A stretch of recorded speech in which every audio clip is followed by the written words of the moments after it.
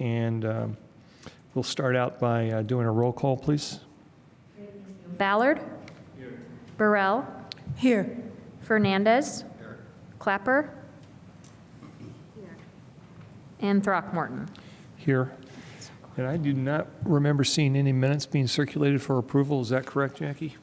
I believe 2 minutes were attached to the email that you got of August and September. Were you able to review the board? If so, if you want to make a motion. To approve August and September meeting minutes. Second. Yes. Take the vote. Burrell. Yes. Fernandez. Great, thank you. Clapper. Yes. Throckmorton. Yes. And Ballard. Yes. Thank you. All right. Thank you for the approval. Are there any reports, resolutions, or communications before we begin? Yes. Good evening, Jackie Scanlon, Development Services Manager. We have a new member tonight, Mr. John Fernandez, so thank you for joining us. And we also want to thank Nikki Farrell, who was our 5th member for some time and had to go off the board. So thank you for being here, and thank you to Nikki for the work that she's done. And I think that's it. Thanks, Joe. Thank you. The following petitions will be continued to November 14th, 2024, and that is AA-1722 Joe Kemp Construction, LLC, and Blackwell Construction, Inc. We will also have V-2722 for Cutters Kirkwood 123, LLC, V-26-24 Elisha Spire, and the CU-3124 for Tim Hinkie will also be continued to November 14th meeting. We have the following petitions that we will be hearing tonight.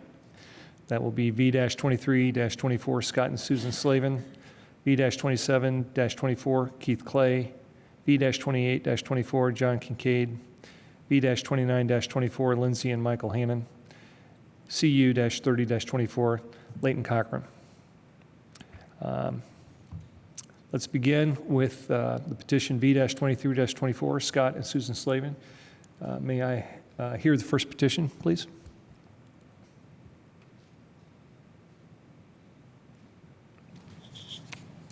Staff report, please. Sorry. Yep.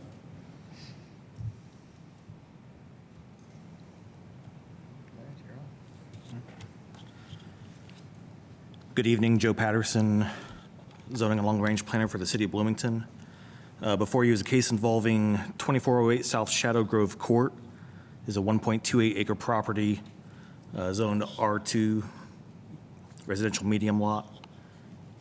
This comprises of lots 32 and 33 in the Spicewood edition. A little bit of background. The department was notified of some potential violations regarding the property, and upon inspection, we did send them a notice of violation letter, and the applicants are here this evening for 2 variances in regards to 2 of those violations.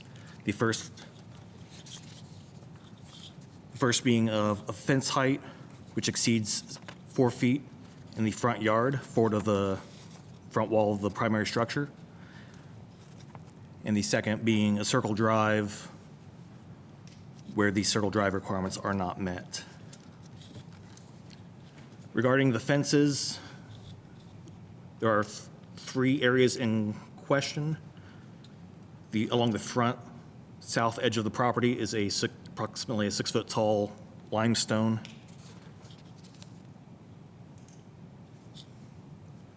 A 6-foot tall limestone wrought iron fence.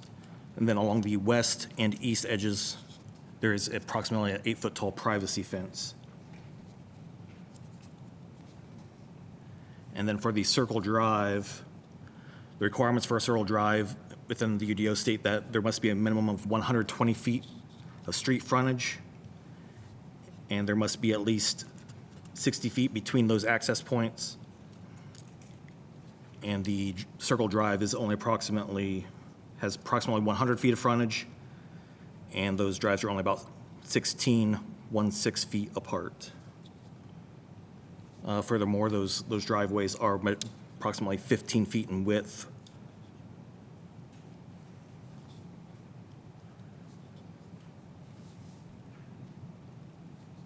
And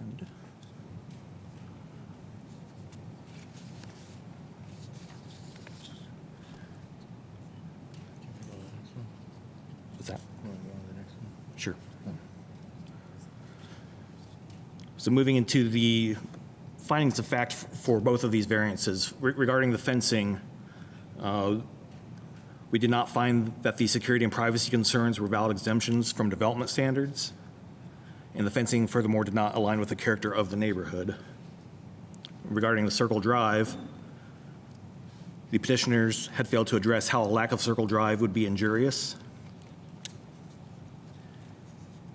They state that they have 2 driveways on separate lots. However, we treat that lot as one developed lot.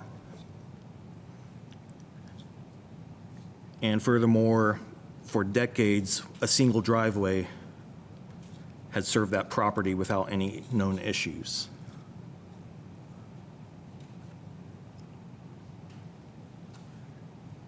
And for our second finding of fact, that the approval will not be injurious to the public health, safety, morals, general welfare of the community.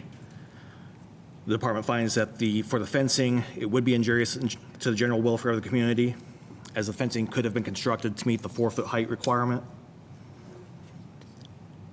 Furthermore, those fences on the east and west impede into easements.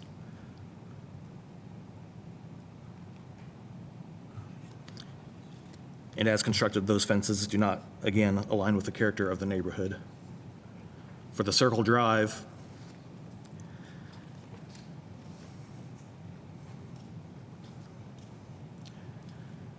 again, while there is one other location on that street that does have a circle drive, that is not the predominant character of the neighborhood. And again, this driveway does not meet any of the circle drive requirements set forth in the development standards. We found that the use and the value of the areas adjacent to the property were not affected in an adverse manner, but again, that does not meet the intention of the circle drive requirement. For our third fact, the strict application of the terms of the Unified Development Ordinance will result in practical difficulties in the use of the property, that the practical difficulties are peculiar to the property in question, and the development standards variance will relieve practical difficulties. The department, we found that the strict application of the terms of development standards do not result in any practical difficulties in maintaining that 4-foot tall fence requirement.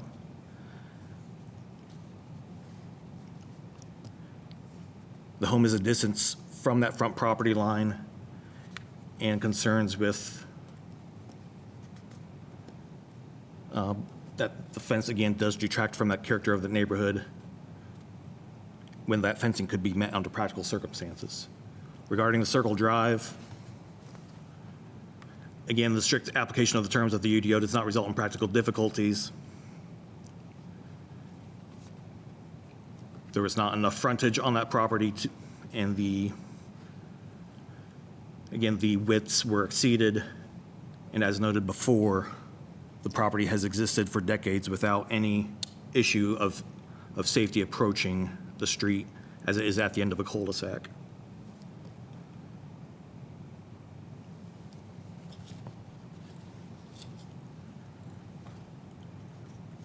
So regarding these 2 variances, the department recommends that the Board of Zoning Appeals adopt the proposed findings and denied both requested variances. Thank you. This time I'll ask for the petitioner's representative or the petitioner who's here to approach, sign in. Anyone who approaches the podium to speak, I will swear you in before having you speak.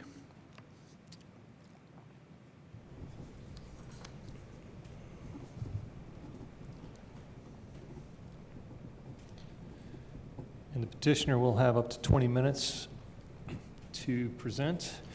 If any of that 20 minutes is not used, it can be reclaimed at the end before we have a motion and vote.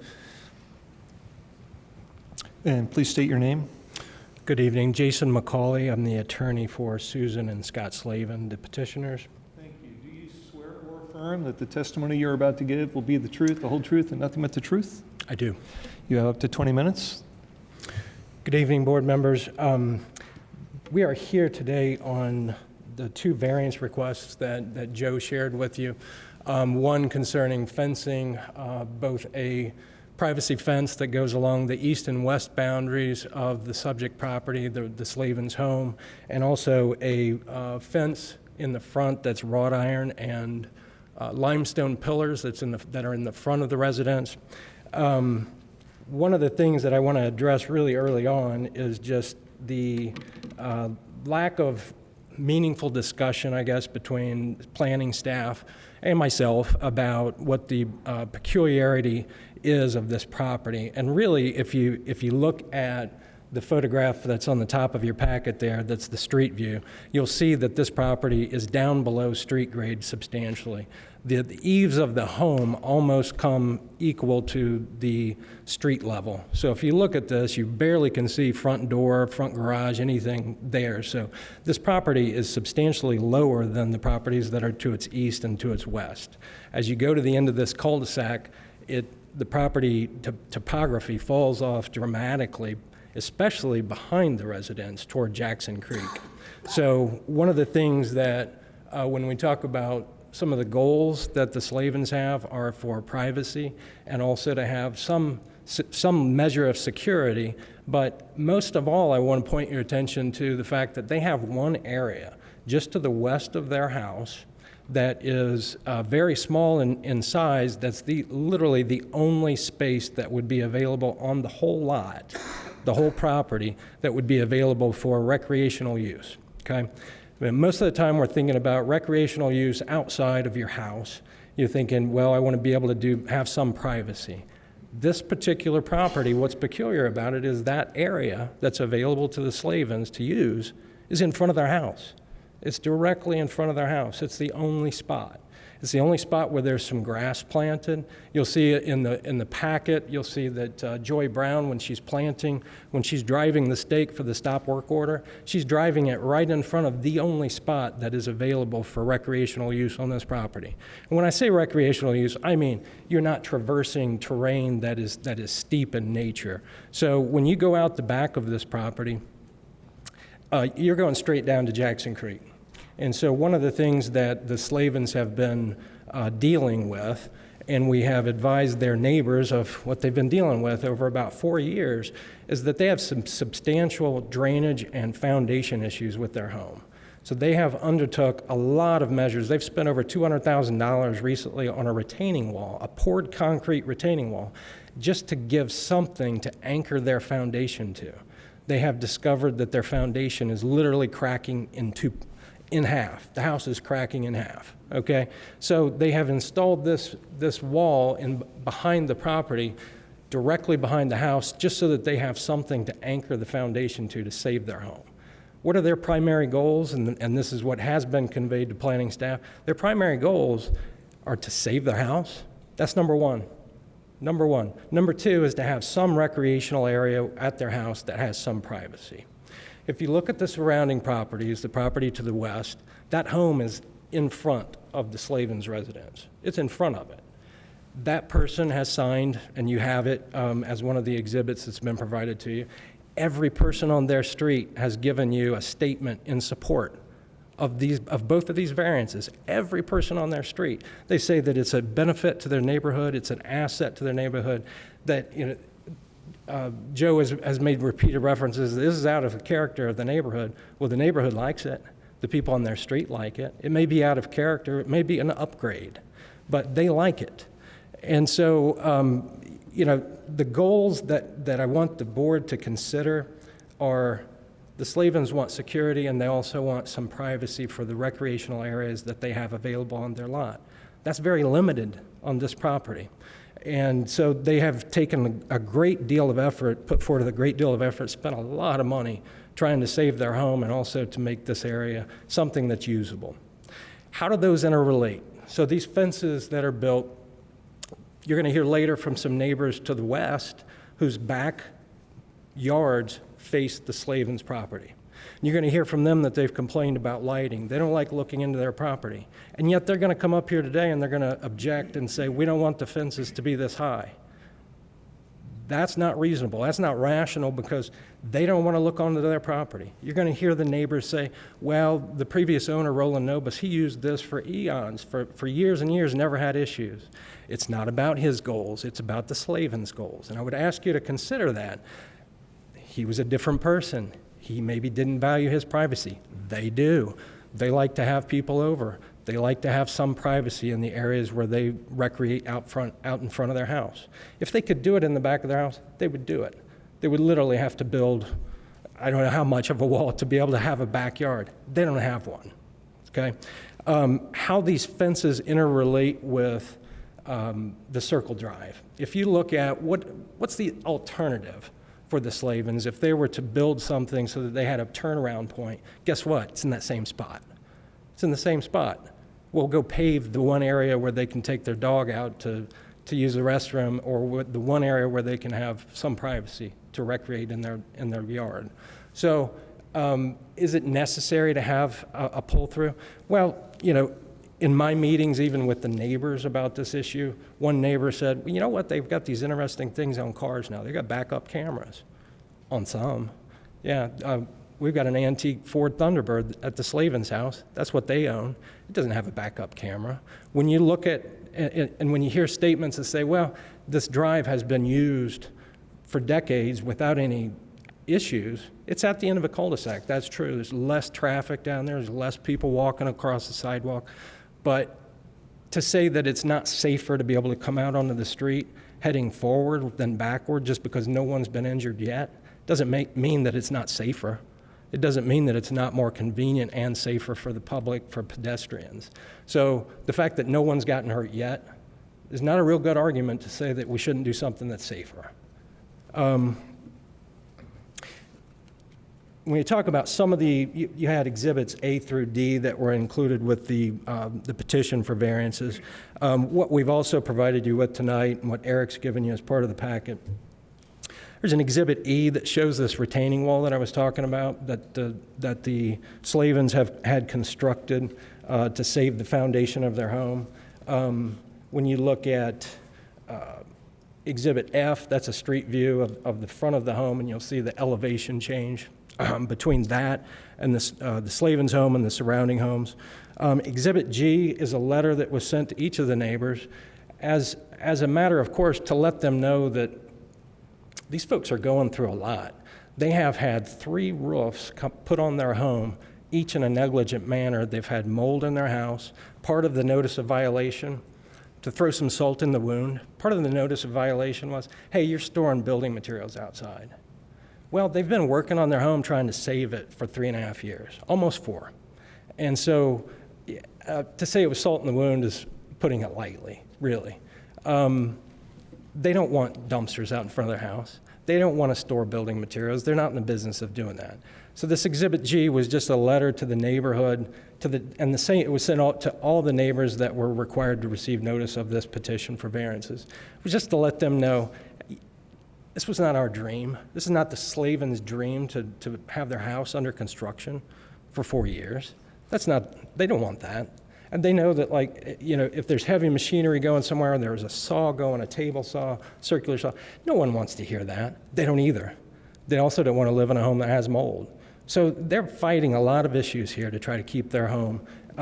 These variances are but a really very small portion of it. It's understandable that they have some neighbors that, just like I said, the Slavins don't want to listen to all that construction and see a dumpster or building materials. They get that. They don't want to either. And so they've asked the neighbors, we've had good discussions with them about, hey, we're going to try to be better. We're trying to fix our home and trying to make it a better place for us. So, in regard to the fences, we've provided you with proposed findings that are in direct opposite of what the staff has proposed for you. When we talk about economic injury that the Slavens would incur if you were to enforce the UDO the way it is written, well, they're not buying a condominium at the point that you just have a deck to hang out on. They bought a house. They bought a house that's worth over $2 million. They want some outdoor area. They should have some outdoor area. That's what their intention was. This is not a condominium. So they want some outdoor space, and that's what they paid for, and that's what they think that they should be able to do and use. Again, neighbors on the street have said, they've given it a thumbs up. They've said, this is great. We like this. We like the look of it. We're in support of the variances. You've got 25 letters in support.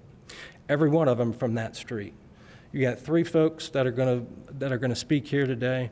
Ted Najim, Paul Newman, John Warner. They're just to the east of this property. There have been trespass issues during the construction. They're irritated by it. I get it. The Slavens get it. They've been doing all kinds of work that it's in a tight area. There's a drainage easement that's at issue right between the Slavens property and Mr. Newman's property and Mr. Warner's property. And my folks are just working hard to try to save their home. They're literally today, they were putting some rock back there to try to save some things before another rain comes. They reached out to these gentlemen to say, are you okay with us coming on?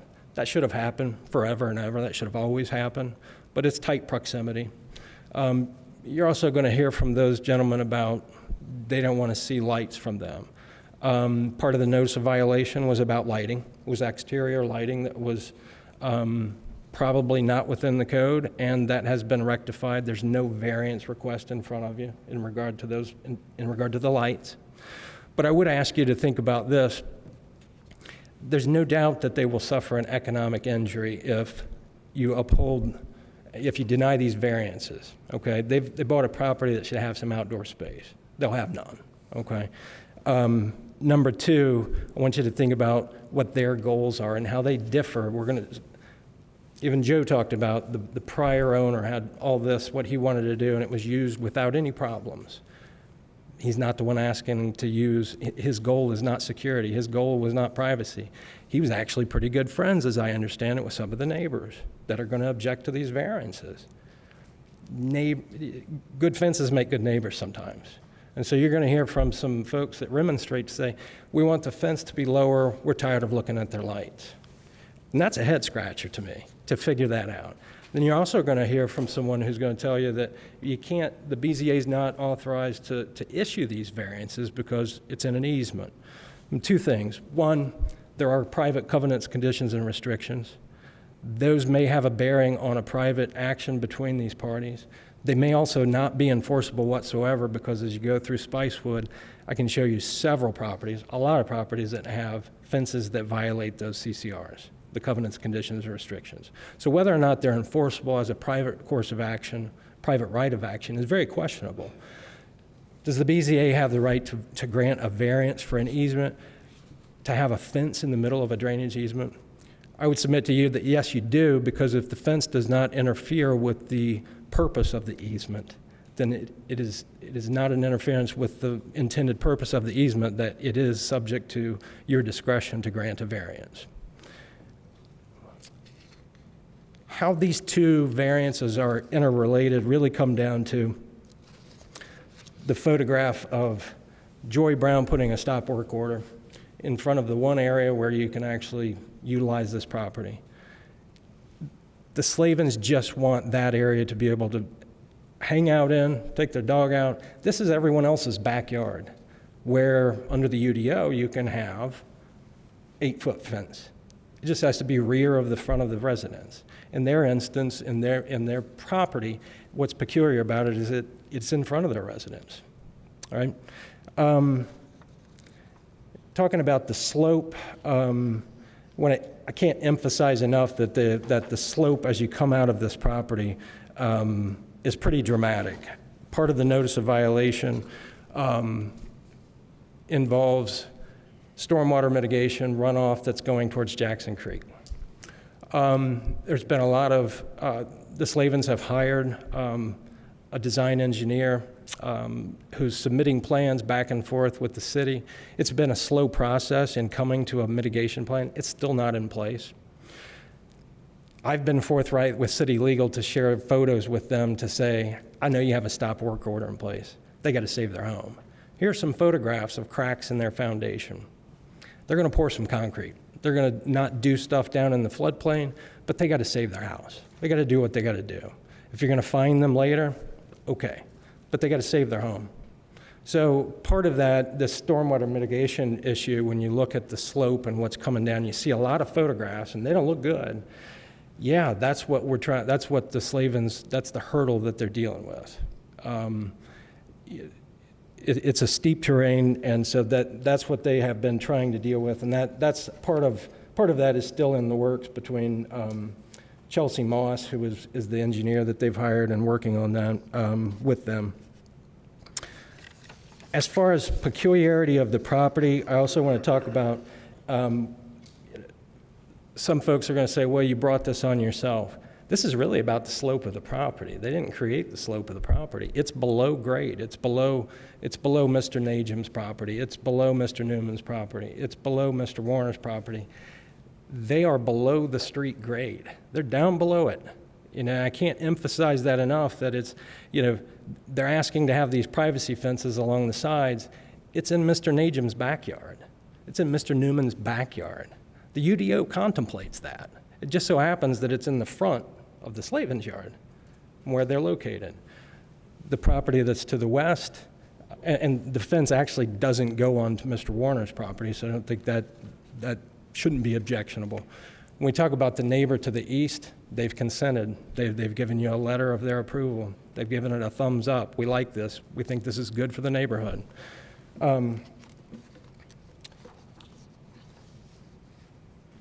So I really want the board, I would encourage you to take into consideration what the Slavens' goals are versus somebody that lived there for decades before. They're different people.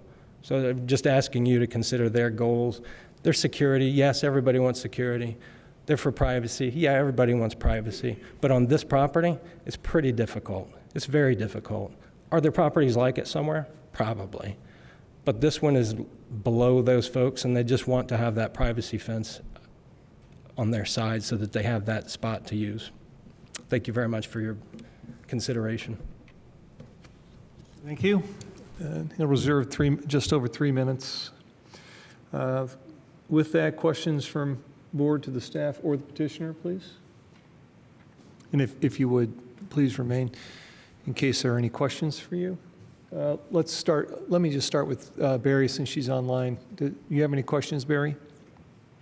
Yes, I do. Right out of the gate, I'm curious about these 25 letters of support.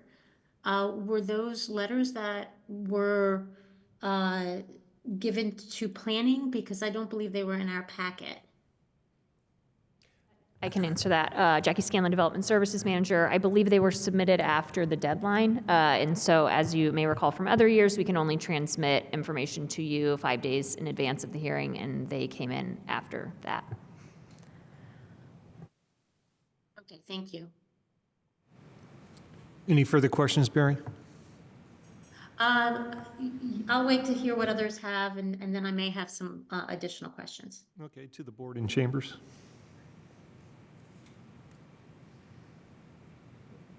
Flavia? Okay, I'm curious, when you talk about the foundation being anchored in the fence, how does that work? Okay, yeah, I wanted some clarification about that. Yeah, that was really more of a backdrop of what they're dealing with the terrain and what that looks like. How is it related to the fence or the drive is just about usable area on the lot to say what's peculiar about this property. The retaining wall was built so that some piers could be poured to have some substantial ground that could be solid and anchored to the foundation to keep it where it's at. Yeah, so the foundation is not connected to the fence? It is That's- not. Okay, I just... It's very close, but not anchored, that's correct. Okay. So, and Are there CCRs for this neighborhood? Spicewood should have CCRs. What do the CCRs say about fences? There are CCRs. They're on page 2 of the plat that was recorded in 1965 or 75, I can't remember right now. The CCRs they dedicate a drainage area where the fence is. And it's, I think it's 10 feet onto the neighbors that are to the east and 10 feet or more onto the Slavens property. The fence is in that area. Part of the fence is in that area. And those CCRs, what I was saying about those in the private course of action would be there are several properties within Spicewood that have fences that exceed the height limitations by the CCRs forward of the residence. Yeah, but we're not talking about those homes. We're talking about this home. Well, in regard to a private cause of action in the CCRs, that would become relevant.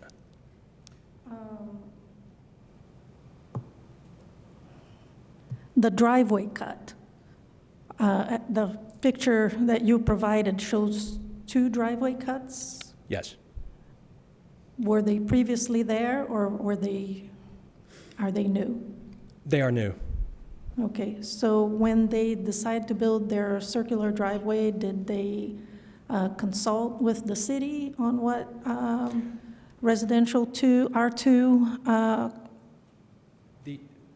These variances are being applied for after the issuance of the notice of violation saying those driveways do not meet the code requirements. Okay.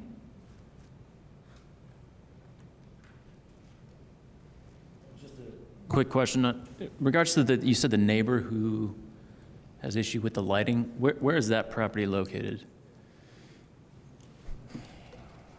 If you Just to know. the east, well, it's not just, it's 3 properties, and it would be the 3 properties that are just to the east of the Slavens house. It would be John Warner, Paul Newman, and Ted Najum, and their spouses, just to the east. We've received, I believe, complaints from properties. So this property, as Mr. McCauley said, it's at the top of a hill. Buy a house on a hill, the top of the hill, the back is going to be going down. So the neighbors across the creek also saw the lighting and complained about that as well. Okay. All right, thank you. And if I made the lighting that was objectionable, that I think the complaints were about, there was some rope lighting that went around the edges of the house. And then there was a kind of canopy of lights that was in the back of the house, both of which have been removed. So that's why we're not asking for a variance for that. Sure. And you also said those same neighbors were the ones objecting to the fence height? Specifically, the 3 neighbors to the east, yeah. They want it correct. lower? Yes. Okay, thank you. Any questions?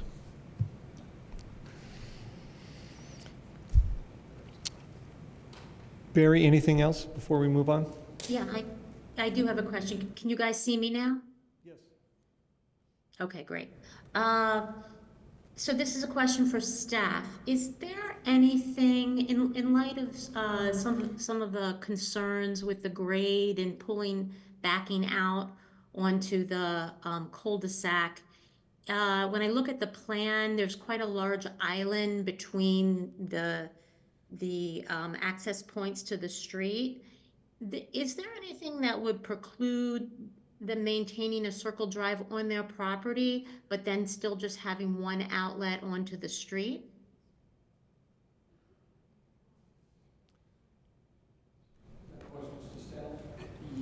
Just a second, Thank you. sorry, I'm trying to get the screen share to work here. Great.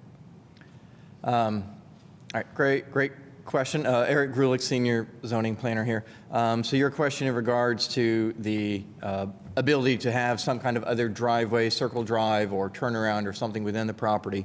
What the UDO says is within the building setback, driveway width shall be limited to 18 feet. Once you get past that building setback line, then you can widen to, in essence, kind of whatever you want. So the black line that is shown here, while I didn't have the opportunity to measure it, is probably somewhat close to where that 25-foot line is. So there would be possible to do things within the property to still have a turnaround. As we mentioned within the staff report, the location of this property at the end of a cul-de-sac is a very low traffic volume situation. So, if this was located on a major arterial road, certainly that would be a different situation. There would be a need for, something to allow for a vehicle to be able to exit safely if there was an area to do that within the property itself. As we also mentioned, the property has always historically only had one drive cut. And there's never been any issues, any known issues. So we really struggled with finding something unique here that didn't allow them to operate with just the one drive cut that has always historically been there. Okay, so we're in R2 zoning and that setback is 25 feet? Actually, 15 feet. I'm sorry, I misspoke there. So this black line would be closer. Much closer, yeah, Yeah. okay. So the black Just line here, wanted and to- I'm sorry, I was just going to say the black line, I actually had drawn that just to kind of show and give an illustration for the location of fencing and what would be regulated in terms of height. So, as we talk about forward of the building wall, the fence height is restricted to 4 feet. This would be the portion of the site that would be held to that 4 feet. And then back behind there, they could do 6 feet. So when you look at the property as a whole, it's a very large property. So what the board is tasked with is, it is the grant or is the denial of the variance to not allow or to require a 4-foot fence, within that portion. Does that present a significant hardship on the property as a whole? And our position, as we outlined, is no, it doesn't. There's a significant amount of portion of the property that is still very usable for privacy concerns.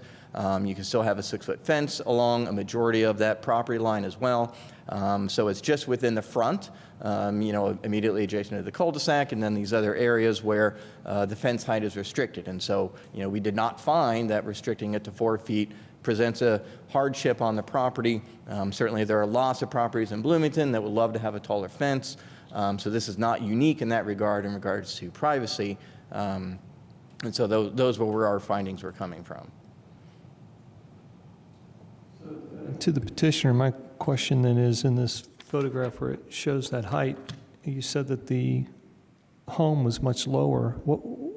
Could you be a little more concise into exactly why there was a need to exceed the height when the house is lower and a 4-foot, if the fence was built within code? What's exactly the rationale for why you would build it that high if the house is that low?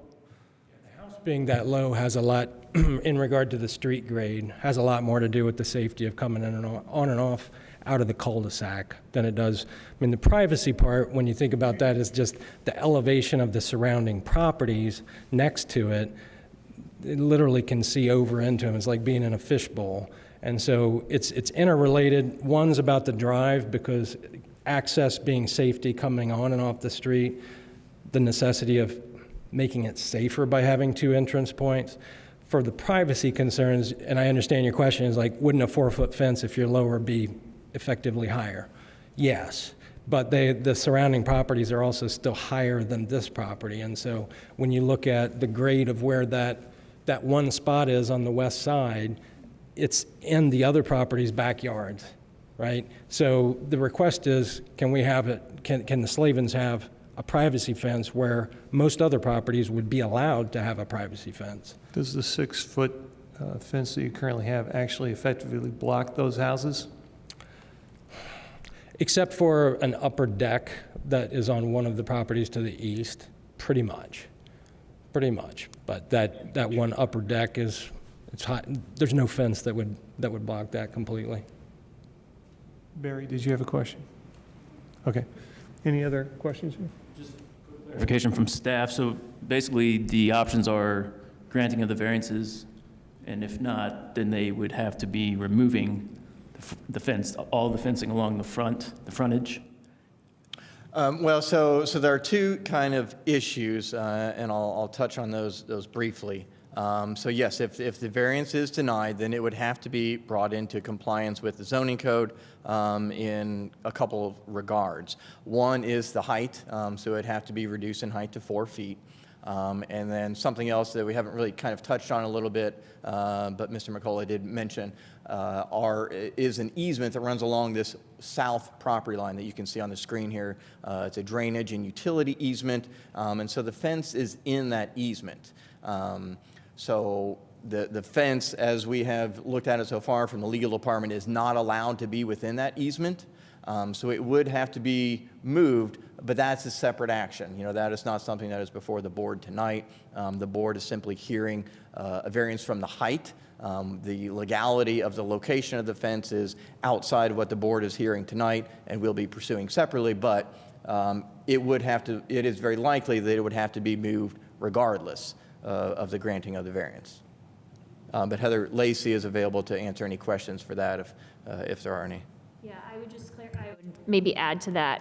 If the board were to grant the variance, you are not saying, as we often do in this venue, you can keep this fence. You are just saying you can have a fence taller than 4 feet in this area, and then we would talk about, conditions or whatever.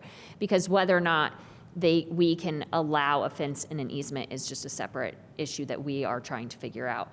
This property has Eric, will you stop sharing for a sec? History of, there's a lot going on here. So this is an aerial from this year.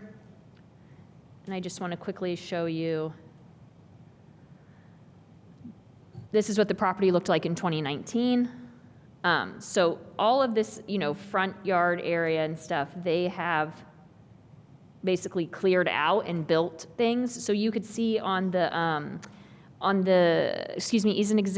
easement exhibit that Mr. Grulich showed, there is also an easement that runs here, and City of Bloomington Utilities has been trying to figure out, if what they've built there is an issue for that.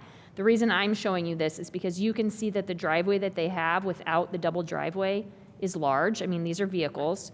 So if you pulled into your garage, which this is their garage here, you could easily pull out and drive out front forward. You do not need to be able to do an entire U and go out on the other side. It's not like they have a tiny constricted site for the vehicles. I mean, these are regular vehicles. You can see the scale that they are of this driveway. If you deny the variance and they have to take out the second driveway, they could do a hammerhead. They would work with staff, as Eric mentioned, having that space if they need an extra space to turn around. Where code allows, we would work with them on that. We just don't find that anything about the property requires that it's practically difficult for them to meet that code requirement. Any other questions from the board? Barry? Yes, hang on. Okay. I just want to be clear. So the tall concrete panel fence to either side, how much linear feet of fence is impacted? Do we know? I guess I'm having a little bit of a hard time because there wasn't a clear site plan in the packet, designating exactly how much fence is impacted. I mean, we know that the front steel fence would be impacted, and then there are several panels that run back. I'm just trying to understand how far back is impacted. Please, petitioner, correct me if I'm wrong here. The concrete pillars that you see on either side are 6 feet tall. The fence on the left side and the right side of your screen, the support posts are about 6'6", and the panels themselves are about 6 foot tall. So they would be looking at removing about 2 feet from those structures, including the wrought iron fence that's along there. Okay. Sorry, petitioner, is that correct, petitioner? Yes, yeah. Thank- A couple inches, yes. I think the linear feet, I don't have those measurements with me, if that's what Barry's asking about, how far linear going back. I Actually, I'd have to ask Eric to give a rough estimate if he can. You know, again, kind of going back to this exhibit here, the black line Yeah. represents where that fence height would be restricted. So I would say probably about 30 feet or so, 35 feet along the front on both sides. Okay, thank you. You can see that where this blue line is, that's roughly 33 feet. So Eric had it going back more, so I think he's right on with 35 or so. Okay. Okay, thank you. No further questions, Barry? Are we Thanks. good in chambers? If that's all, then the petitioner can have a seat. We'll proceed to anyone in the public wanting to make comment. If you would, you would come forward, please sign in. I will also swear you in, and you'll have a 5-minute limit per person.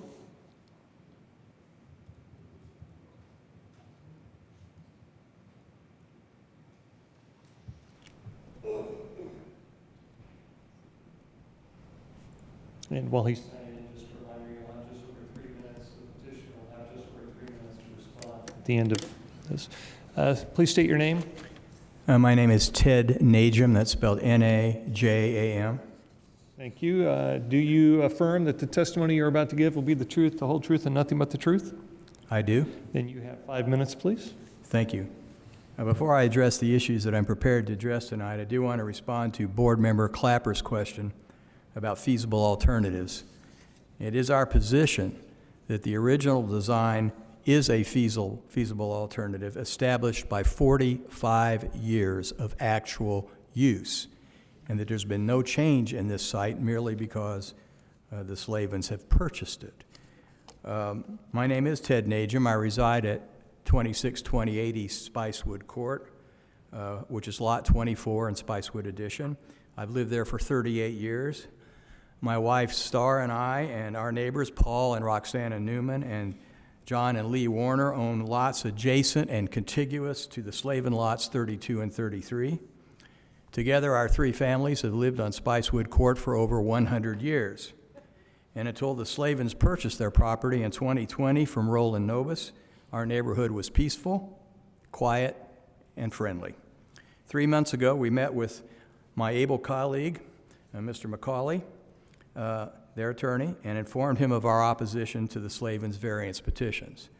On October 8th, we submitted a memorandum, which you have in your packet, for efficiency, to lay out the legal reasons why these variances should not be granted. And we shared a copy of that memo with Mr. McCauley at that time.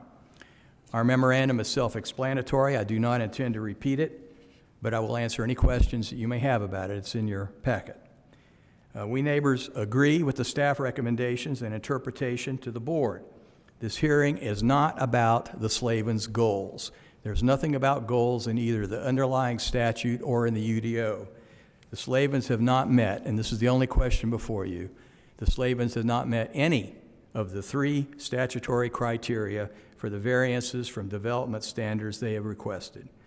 And so for the reasons explained in our memorandum, both as a matter of fact and as a matter of law, both petitions should be denied.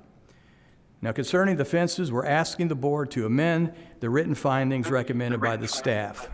And we notice that they're saying this is a separate issue, and that has to do with the location. But the question before the board tonight does not simply concern height restrictions. It also includes and concerns location restrictions, because the fences are located within easements, which is a violation of the UDO. And we suggest that that is a matter before you, that you cannot authorize a variance or consider it if the fence is in the UDO, or excuse me, is in the easement. As our writing explains, the ordinance says no fence or wall shall be located within a public or private easement unless written permission from the easement holder has been granted. We had submitted 6 slides. Could you put those slides up, please? The first slide I'd like to see is the excerpt from the UDO. That's it, right there. Okay, you'll see from that excerpt that the fence height and fence location restrictions are located next to one another within the UDO. And that means that both of these restrictions are before the board. Page 60 of your packet includes the Spicewood easement covenants, which state that along with public utility companies such as Duke Energy and government agencies such as Bloomington Utilities, the other lot owners in Spicewood are easement holders with rights of ingress and egress in, along, and through the easements located along our property lines, and that our written permission is required to construct a fence within those easements. It's been said that there's been questions about the covenants, easements, and restrictions. We're not asking you to enforce the Spicewood covenants, easements, and restrictions, but you do and must acknowledge that the fences are located within easements, and that under the municipal code, under the UDO, that is not permitted. It's not just the Spicewood plat. It is not permitted to build a fence within an easement. And the easement is for our use and benefit because it has to do with the flow of water. Could you please put up the other slides that I gave you that show there we go. There are 3 slides here that show the water as it comes down through the easement. This is in the area at the edge of our property. Please stop there. The edge of our property and adjacent to Lot 32, the Slavin Zone. You see in the corner there with the fencing, and behind it is a transformer. You see how that's flooded out? What happens is when we have a hard rain, that easement, the drainage easement actually works. In other words, that's where the water goes. Do you have the plat in which I have colored in with yellow to show where the easement begins and where it, stop there, please. You see how the transformer is right in the flooded area, and how Duke Energy, within 2 years ago, installed a skirt or riser to raise the transformer to get it out of the water that flows through there, and how the fence, which they have constructed, cuts across the easement and blocks the flow of water at that point. Okay, thank you. That's the 5 minutes. Appreciate your comments. Is there anyone else from the public who would like to speak? Thank you. Thank you. If so, please come forward and sign in.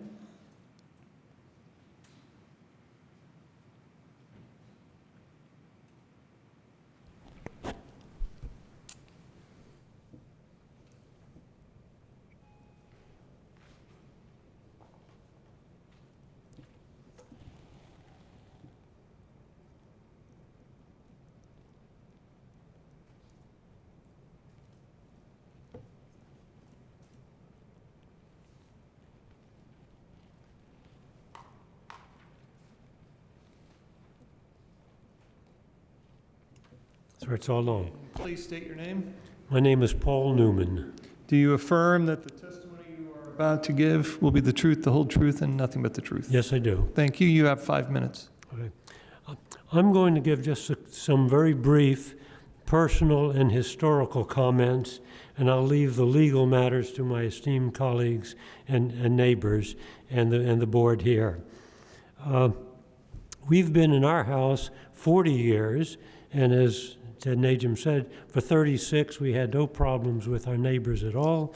There was never an issue of privacy because in those days, before the Slavins moved in, there was a natural barrier between our lot, which is 23, and their lot, because there were trees and shrubs and ground cover and so on, which somehow or other disappeared when Slavins improved their property. So the privacy that they claim they need, that they want the fence to provide, was there before and was removed by them, or it died, or I don't really know what happened to it.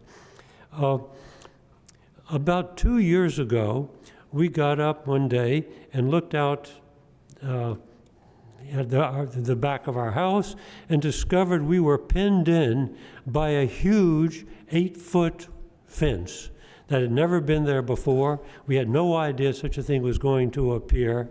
And it was, use the term fence, but in fact, it was an ugly, cheap-looking plastic Berlin Wall, totally out of keeping with the neighborhood of Spicewood. And you could say this is an aesthetic matter, but in fact, aesthetic matters are one of the things that makes Bloomington a wonderful city. So this, all of a sudden, this 8-foot plastic wall went up, right? And then at some point, when the Spicewood Association raised a concern about the height, they pretended to lower it to 6 feet. In fact, it's not 6 feet, it's much more than 7 feet, because they put it up on stilts, and as if it weren't ugly enough before, they put all kinds of riprap under the fence. So that is what we are dealing with. As far as the fence itself is concerned, someone gave the quotation from Robert Frost, good fences make good neighbors. And in fact, if they had come to us early on, well, I think we would have agreed and we would have said, we will share the cost of putting up a fence if that makes you happy and it makes us happy. But to be subjected to this ugly plastic wall every day, and the reality, it doesn't provide the privacy they want. We are down, we have it's really an internal fence between our property and theirs. The only privacy they're protected against is us. We're a couple of old people in our 80s. Our kid is grown up and gone. We don't have animals. So we haven't trespassed on their property in 4 years. They've constantly trespassed on ours. We're the ones who should have put up a fence needing privacy. So they don't need any privacy from us. And it doesn't accomplish anything because they talked about what I call the carnival lights, which they had before. The fence was up, but the carnival lights were on their property, which was up on the upland. It wasn't at the bottom. And so even with the 8-foot fence there, those things were shining directly into our house every night. We, by the way, did not file the complaint about it. We just said we will suffer in silence. And we never filed a complaint about the fence. We were going to suffer in silence. But since someone has brought this up, we would say, what are the special circumstances that have come up that entitle Slavens to a sort of a large rule that says they don't have to behave Bloomington rules? They behave as if they didn't know about him. Mrs. Slavin, as we know, has been a realtor for 25 years. She's put all this stuff, in a sense, presented everyone with a fait accompli and said it'll be horrible, we have to take it down. The question is, why were these things put up in the first place without consulting with our neighbors, without looking for good plans? And I think we've all been cooperative over the years with each other. That's been the ethos of our neighborhood. And what we feel is that we've been presented with them in sort of selfish, inconsiderate action without consulting with anybody, just doing whatever they think they want and they think they can get away with. So my feeling is, if they want a 4-foot fence, we would love it. I would love to see a wooden picket fence there or something that would enhance the neighborhood, but a plastic 6-foot or 7-foot, which is what it is now, plastic Berlin wall, I think is not in keeping with the character of the neighborhood. So that's my personal viewpoint.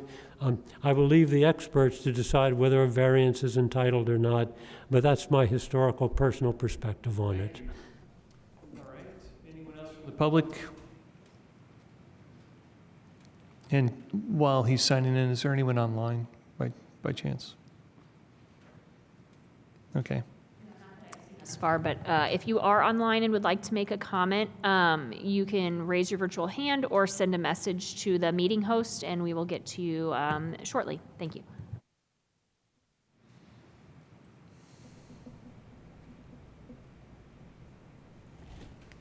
My name is John Warner, W-A-R-N-E-R.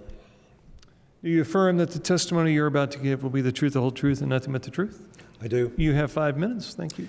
So I reside at 2617 East Spicewood Court.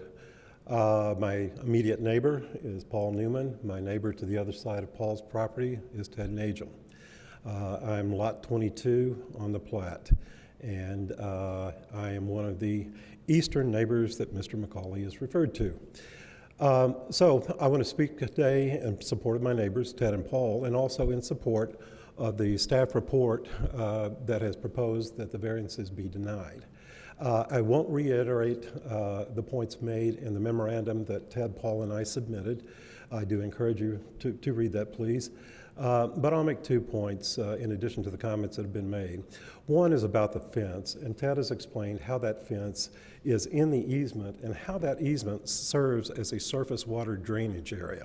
So anything that impedes water there simply diverts water, which eventually goes through Ted's yard, the Newman's yard, and eventually to my property. So I'll say that about the fence. In regard to the driveway, again, I reside on Spicewood Court. I don't have traffic data to compare the volume of traffic on Shadow Grove Court versus Spicewood Court, but I can tell you I've backed out of my driveway almost every day for 24 years. I never really had a traffic problem. And thank you for the opportunity to be heard.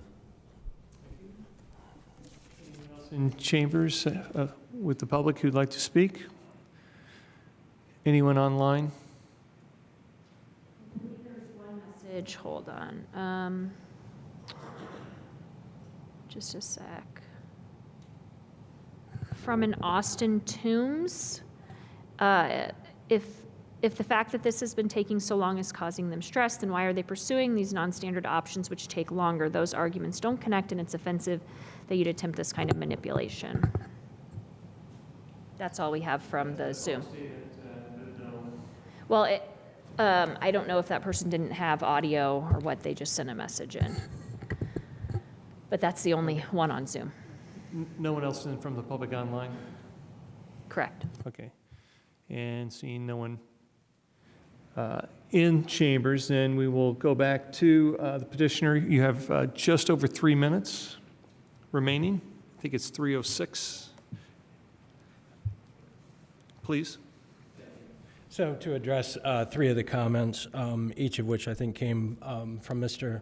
Najum, the goals and objectives of the owner do come into play. Case law says so, that you're to consider what their goals and objectives are. So that it's not in the UDO. Should it be? Probably. Should get incorporated into that. So this board recently addressed a case, I think 2 years ago. It's on Kirkwood about it. That's something that's the law on it. So as far as the easement holder, can the board grant permission? No. I think what Ms. Scanlon was talking about was we've asked for a variance in regards to fence height. Who's the easement holder? The plat dedicates that drainage easement to the public. So it's the city of Bloomington.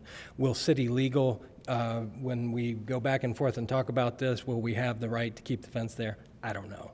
But the city's the holder, not the private individuals. Does it benefit those individuals? Yes. But they're not easement holders. It's not an easement that's been conveyed to somebody else in that neighborhood. It's been dedicated to the city, to the public. Lastly, one of the comments from Mr. Newman, there is no 8-foot fence on that side of the property. It's 6 foot. Mr. Najum mentioned that it's blocking water from coming through. Heaven's sake, the Slavens do not want to trap water on their property. They're dealing with all kinds of water. There's riprap underneath the fence. These gentlemen don't like looking at it. We're trying to figure out a resolution so they don't have to. But that fence is not down to the ground blocking water. That's the last thing the Slavens would ever want to do, is trap water on either side. They're trying to get it away from their house and get it down the hill. So there's riprap there. It doesn't look great. So we're trying to address that with these gentlemen to the east to make sure that it looks better than what it does. And so those are just three issues that I wanted to reinforce. The other thing, just a personal thing that I want to share with you, Mr. Slavin is a commercial airline pilot. He's gone a lot. He's gone for substantial amounts of time. Ms. Slavin is there by herself. So the security issue, that's their goal, yes. And so, yeah, they like that fence out front. It looks great. The neighbors like it. They want fences on the side for security. They can't put a fence across the back on the north end of it because it's in the riparian buffer zone. So that's not going to happen. Plus, the terrain would absolutely prohibit it. I would submit to you that it would be really hard for somebody to come up that hill and cause havoc. So with that, really appreciate the board's consideration of this request. Thank you. Thank you. We are now back to the board for action. That would be further discussion if necessary, or we will entertain a motion. I'm happy Please. to make a motion. We have a question first, and then I'll go to Barry. Thank you. In regards to the fencing on the front, is the issue the height of the wrought iron component or the pillars or both? It's both. So the UDO does allow for decorative elements on fence posts to extend a little bit, but the fence itself has to be 6 foot. And so in this case here, you know, the main portions of the fence themselves are over the 4 foot. And I'm sorry, Barry, I needed to go to you first for a motion, and then we'll have further discussion. Barry, please. Sure. I move denial of both variances for case V-23-24 according to the findings of fact as stated in the staff report. Do I have a second? Second. Okay, we have a motion in front of us with a second. Now, further discussion, please. I believe you had a question. John, did you? John, did you have a question? I should know this, but I don't. Under our code, people can put up fences as long as they're compliant without requiring a permit. Yes, up to a certain height. I believe fences that are 8 feet in height do need a building permit, but 6-foot fence would not need a permit. But the Monroe County Building Department ultimately makes that decision. And then for driveways, though, those require a permit? Yes, it does require a right-of-way permit, and we did not find a right-of-way permit for the second cut. Any further questions or discussion from the board? Barry? Yes. Did you call to me? Yeah, just a comment. If this is if we're going to be voting shortly, I just wanted to say that it is always difficult to hear cases when homeowners have made serious investments in their properties, and the outcome of our vote may likely result in having to undo work. In this case, quite a lot of work was done with no permits, and it sounds like the Slavins had a lot of concerns about the property, most likely when they purchased it and had certain ideas in mind and designs. And I just want to say that it's really unfortunate that though the work wasn't done either before the property was purchased or shortly thereafter before the work was embarked on to understand the parameters that are set forth in our code, that is incumbent on all of us, and it is our responsibility to know when we are undertaking work on a property. So it's just a really unfortunate circumstance at this point. And if, I completely understand wanting to have some privacy and wanting to feel secure in your property and all of those things that all of us want to have. But as residents of this community, it's important to understand what our laws are and our regulations, because they are there for a reason. That's my comment. Thanks. Any other comments or questions from the board? Seeing none, I'll call the question. Oh, sorry. Sorry, please. I think, just to reiterate what Barry said, it's very true. You guys have made you've invested a lot in this. You've done, it's your home. You want to make it what you want to make it. Everybody does. I think, though, for me, seeing this as coming back to what the purview is of our board is the findings of fact. And looking at the findings of fact as staff versus the petitioner's findings of facts, to me, put those side by side, and the petitioners, to me, just are not strong enough to override what staff is coming up with. There's not enough, and again, this is the key point, of peculiarities with the property. And if there were, we have granted variances before for those things.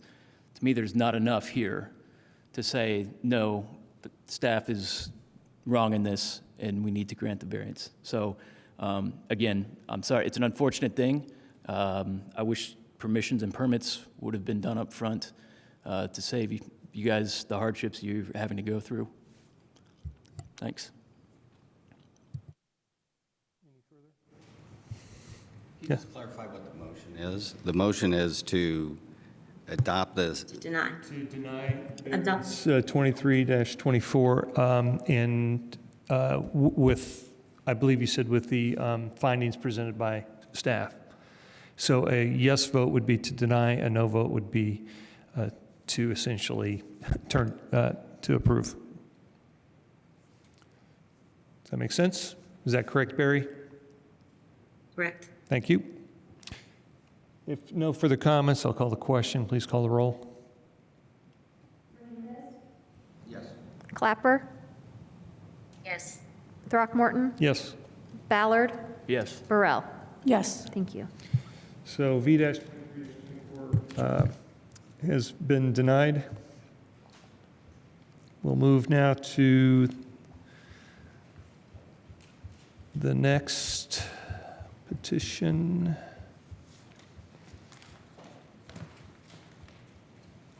And that would be V-27-24 Keith Clay. And if we could, please have a staff report when you are ready. Just a sec.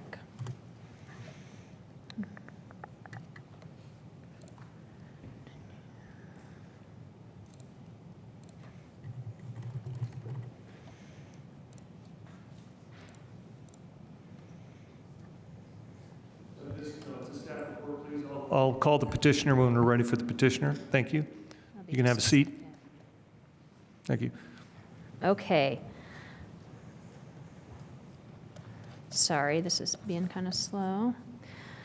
We are looking at the property at 729 South Washington Street. So you can see located here just south of downtown in the Bryan Park neighborhood. And it is located at the northeast corner of South Washington and East Dodge Street. The property is currently zoned residential small lot. That's our R3 zoning district. And all the surrounding properties are as well, except for the properties to the west side of Washington. Those are zoned R4. The request tonight is for two variances, from detached garage or carport setbacks, and one from the requirement to utilize an improved alley to access a property in the R3 zoning district. For vehicular access, excuse me. Okay, so this is the site plan that the petitioner has submitted. So again, Washington Street on the left and Dodds on the bottom. The petitioner is requesting to construct a 16 by 10 carport immediately east of the existing historic garage.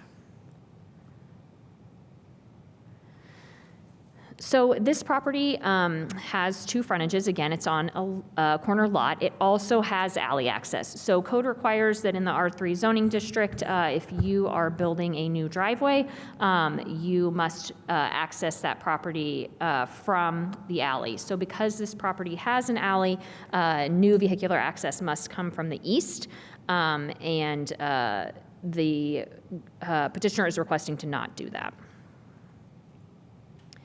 So just a little context here. There is an alley that runs north-south, just east of this parcel.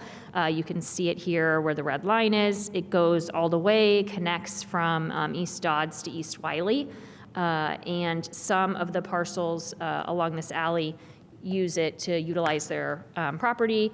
Most particularly, the parcel immediately to the east of the petition site uses the alley. So this is an image from the Washington and Dodds corner. This is the petition site, and you can see just behind the house is the old garage that is no longer utilized. This kind of like gravel, grassy area is not code compliant. That's in the right of way. And if you look at historic aerials, sometimes they use that for parking. And then there's street parking on Washington. So this is the location, the historic garage. Obviously, they don't utilize it as a garage anymore, and they would like to build the carport immediately adjacent. One of the issues here is that the garage and house are pretty much flush. They are both almost right on the property line. We haven't seen an official survey, but from what we can tell, from what the petitioner submitted as well as what we can see on our GIS mapping, and in this zoning district, detached garages are to be 10 feet behind the front building wall of a house, so that the house is the prominent feature on the lot. Because of the existing location of the garage, they have asked to just extend that to add the carport. So this is a little bit further east. You can see the garage over here on the left and the improved alley that runs along the east. And again, their neighbor immediately to the east, whose garage vehicle access faces this alley that they are required to use by the UDO as well. And you can see a picture of their backyard.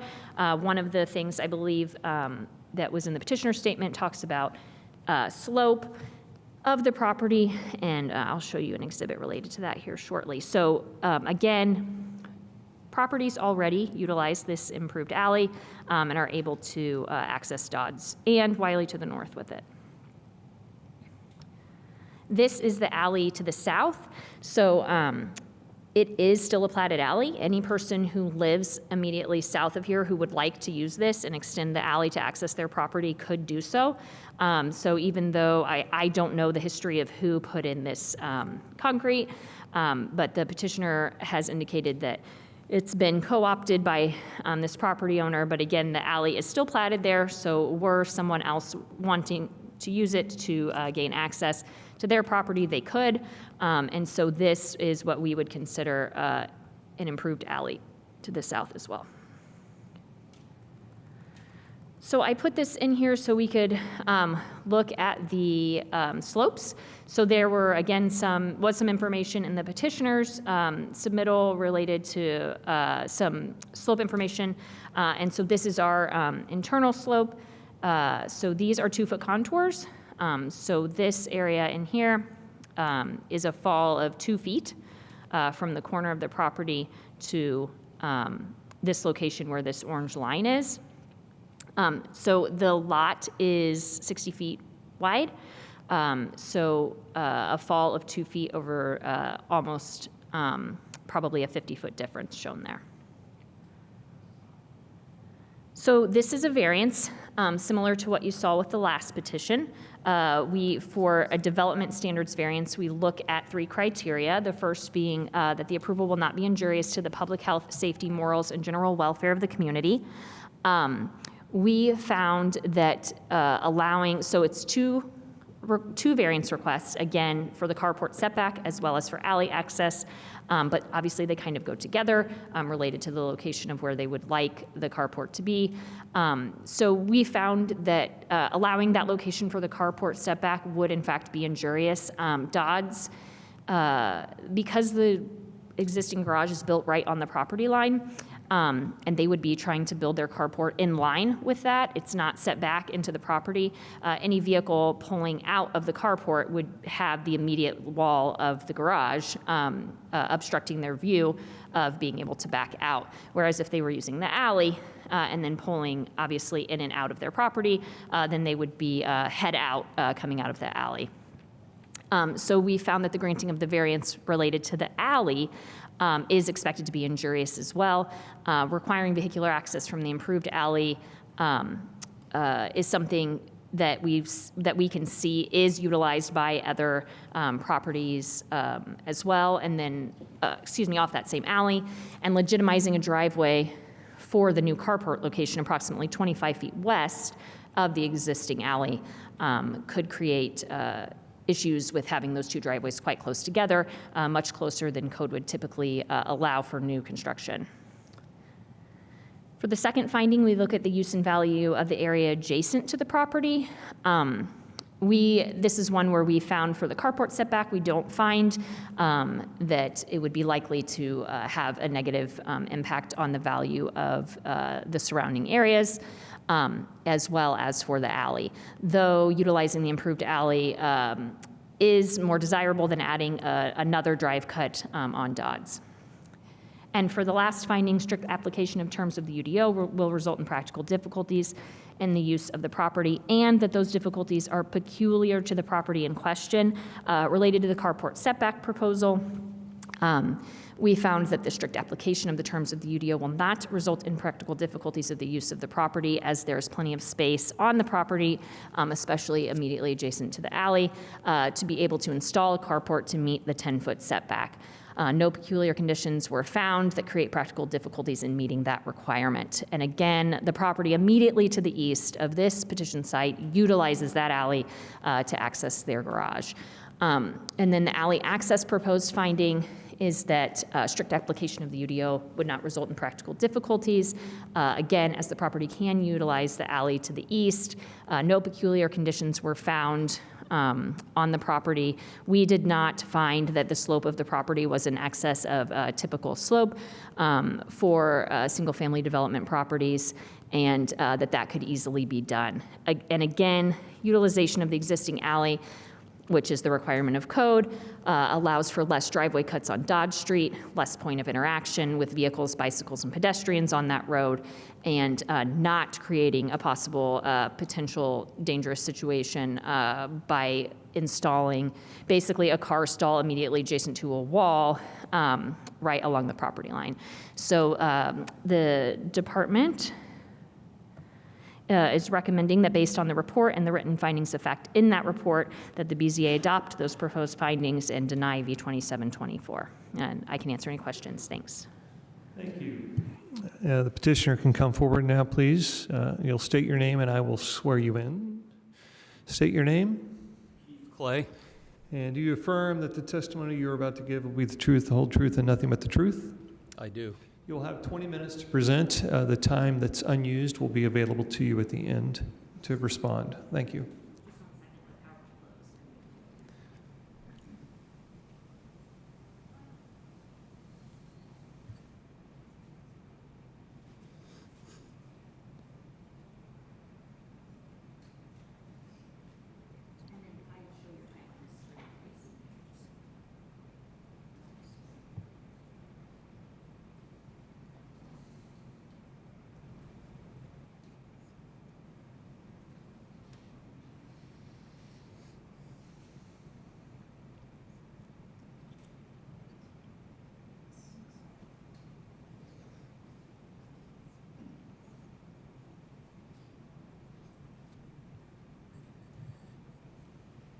And then do please make sure you speak into the microphone for the recording. Thank you.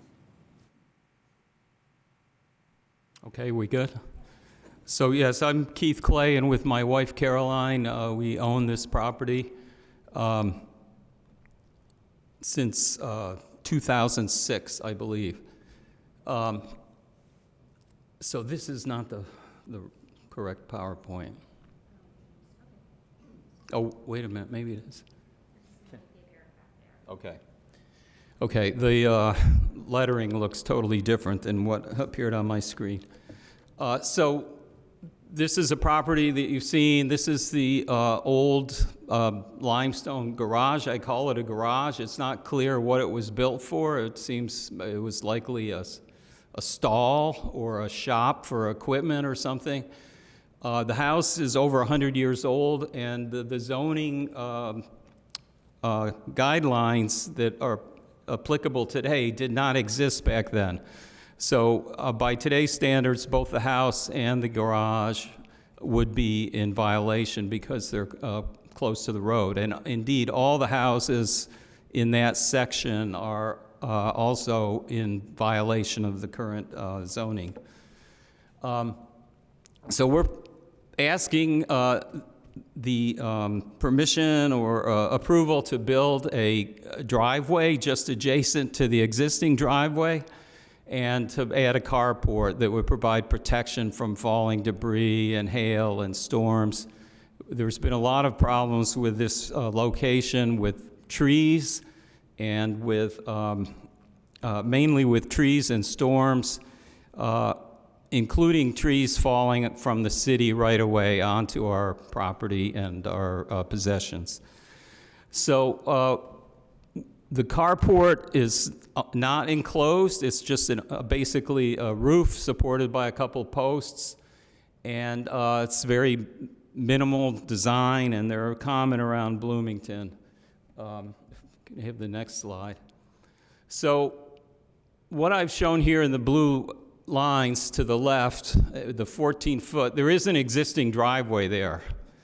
It's gotten buried over the years by gravel and debris and weeds, but there's a driveway that led right to the opening of the former garage.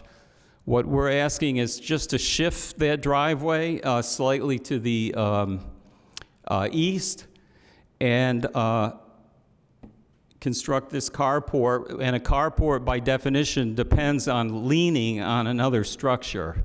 It's not a freestanding, it would be supported on one side by the roof of that garage. So because there's a driveway already there, this is what I understand, it's a dimensional variance rather than a change of use variance.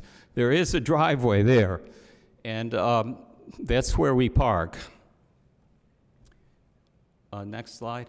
So this is a picture, as mentioned by planning, this is not necessarily an approved kind of parking arrangement, but it's the only parking that we have. The city, which I didn't include here, there's a plan from city engineering and traffic. It's called the South Washington Traffic Calming Plan, which will be implemented soon after the new year, which will eliminate a parking spot on South Washington in front of our house. So we're losing that. This is the only place we have to park. And again, we're parking perpendicular to the existing driveway, which is under all this debris. It's 14 feet from the edge of the garage to the edge of Dodd Street. So it's not like 6 feet, it's 14 feet. Next. This is also a topo map similar to what was just shown, a different source, I suppose.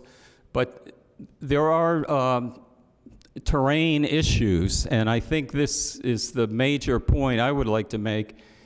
I read in the UDO, I'm not a lawyer, I don't have a legal people representing me, but it says that if accessible from an improved alleyway, the driveway should be located from that alleyway. Our argument is the driveway is not accessible, or the alley is not accessible to build a drive because of the slope. Without large investments in money and construction that would result in the loss of a good portion of our backyard. So this is a picture. This is the property to the east. This is the breaking away house, if anybody's familiar with that, just FYI. Looking directly into what is not a garage, according to the owner. It's a workshop and exercise area. He has never, ever parked a vehicle in this structure. They pull up parallel with the garage, open the door, and load equipment and in and out. And they park in front of their house on South Lincoln. And again, our parking in front of our house will be eliminated in a matter of months by the South Washington Traffic Calming Plan. Now, the slope is what I'm referring to. If you could go back there for a moment. You can't fully appreciate it unless you're in the backyard, but it's a substantial slope. And if you notice on the east side, where this property, the garage is showing, there is no equivalent slope on that side of the alley. If anything, there might be a 6-inch rise to their property. Here is the lowest height differential where you could build an a driveway, and it's 2 feet drop from the alley to the backyard, the level backyard. This could be built up, again, requiring a lot of construction material expenses, and creates the difficulty that we're losing a good chunk of the best part of the backyard. Behind that old fence, you can see the remnants of a stone retaining wall. And as we've cleared out this area, it's very evident there's a retaining wall going across the whole back yard. As you go towards Dodd Street, this drop-off gets even bigger. It's more like 4.5 feet at the corner, close to the Dodds intersection. So, if you could go to the next one. This is just illustrating the drop-off from the alley. It's 2 feet, but the vertical distance or the linear distance is 12 feet from the alley. So 2 feet over 12 feet is quite a substantial slope if it was just built to grade. So it's basically it would be requiring of us to build this elevated concrete island off the alleyway, taking a lot of our usable backyard, as well as what I would estimate would be $5,000 to $10,000 of expense. So, next one. This is a picture, again, you've seen this, is where the alley enters Dodd Street. And what hasn't been mentioned before, the AT&T has a routing center right here at this corner. And there's this special telephone pole right on the very edge of the alleyway that contains extra wiring that's somehow related to this AT&T facility. I don't understand exactly what's going on, but it's blocking the corner. It goes right up to the edge of our lot, and it makes it difficult to enter or exit the alleyway. Next. Okay, here's a different view from the alley looking down along the edge of this garage to the house, and then out to South Washington Street. Then in the middle, I've turned around and looking the other way. This is the AT&T complex there, with the neighbor's truck exiting the alley. You can see it's largely blocked from view. And then finally, I'm standing at the alley exit, looking down Dodds towards South Washington, and the top of the garage is barely visible. That green unit is blocking visibility quite substantially, I would say.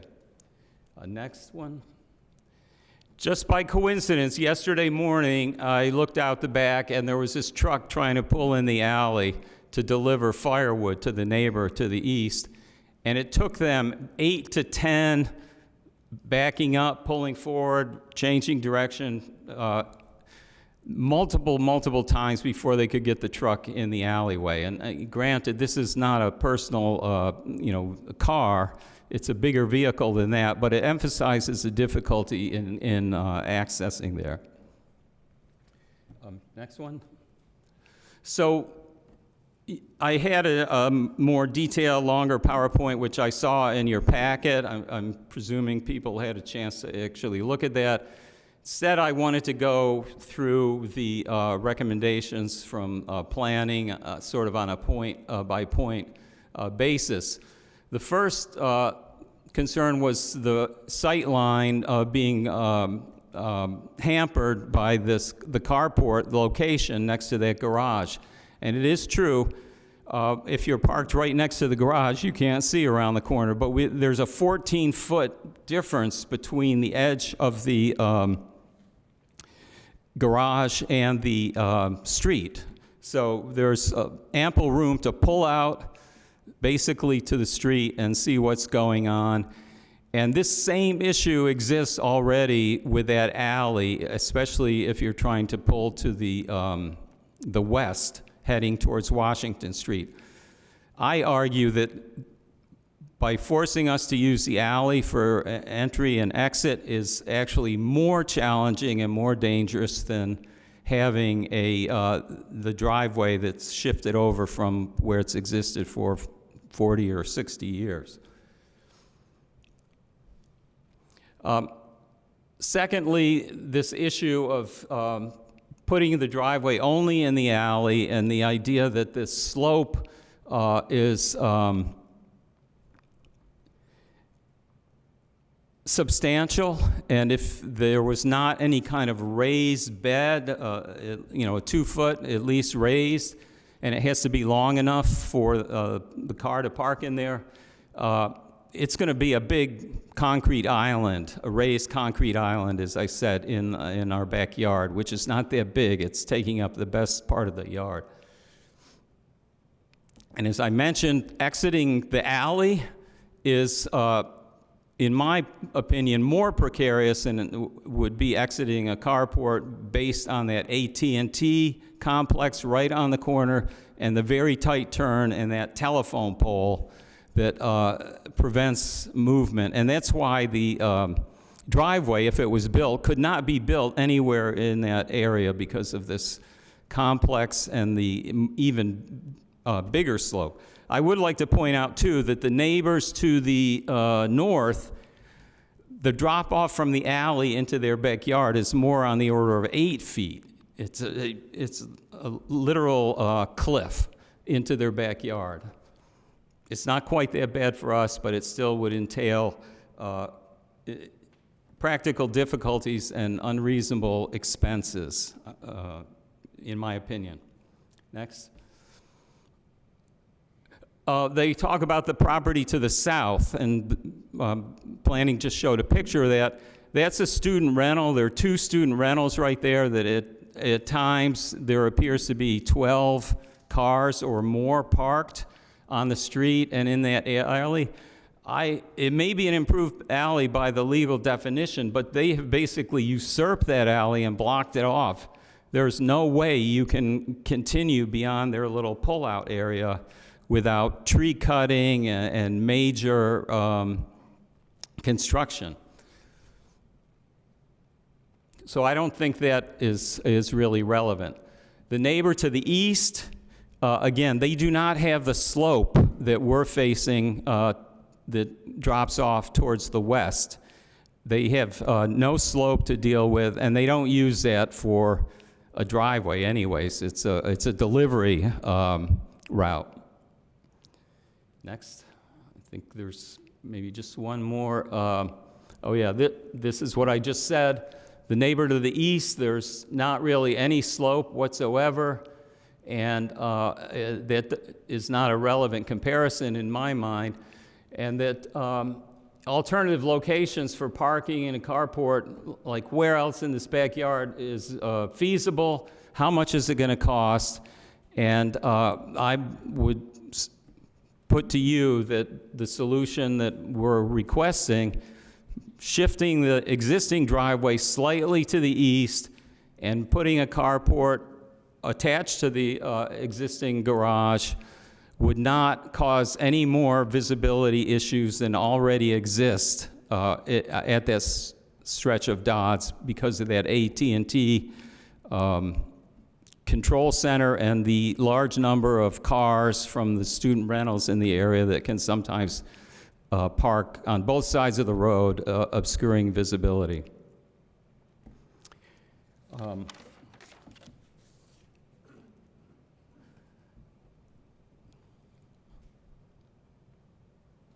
So again, it's not practical without a lot of expense and construction to access the alley for a driveway, and that the point that the requested location for parking in the carport does not pose any additional challenges on visibility beyond what already exists.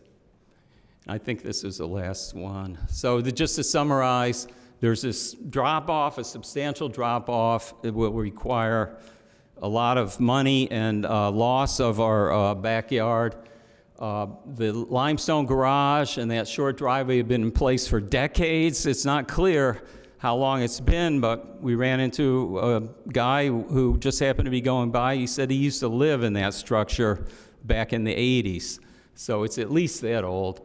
And we're going to lose the one space in front of our house due to the South Washington traffic calming plan, which I support, but even though it's going to harm us personally.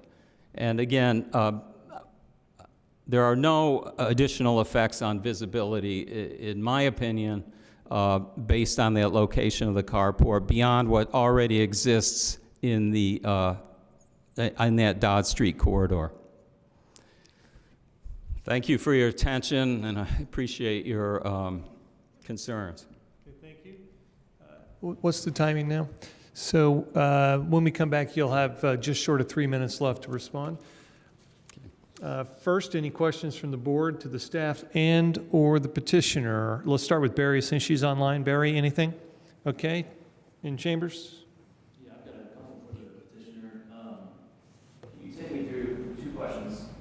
One, if the variance is granted and you move this driveway and attach the carport, is there enough room for you to pull a car in and be able to back it out to put your nose onto Dodds safely?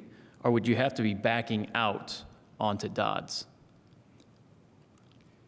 Our car is 10 or 11 feet long, and it's 14 feet. My intention would be to back into that carport if there's no traffic, and it further would not be used that often, but we travel and we're gone, and we left the car parked on the street for an extended period, and it was not good. We want to be able to put a car in a protected location, and visibility normally is not an issue, and again, the carport would be used only intermittently. Most of the time we'd still park exactly where we're parking right now, which is not an approved kind of parking area, but there's no choice. We have no other options. Thank you for that. My second question is, if the variance is denied and you have to put this carport with the alleyway access, can you take me through coming out of your alley, if the carport's back there, onto Dodds again, visibility? Obviously, the AT&T objects would be to the right, and then to the left, you have your neighbors, the corner of their lot. Is that limiting visibility that direction as well? Because you're saying it's limiting to you with the AT&T structures to the right. Are you also limited to the left, visibility-wise? Yes, but for a different reason, because of rampant growth of trees and shrubs in the neighbor's property. Okay, so that... And I should further add, that neighbor, 99% of the vehicles that I've ever seen going up and down that alley are that one person. It's not used very often. No other neighbors have driveways off that alley, and I would challenge that this person has a driveway because they're just using the garage for storage, and they park in front of the house. Thank you. Any other questions from the board? Yeah, can I see that part from the UDO that talks about access to the alley? I think you had it on your presentation.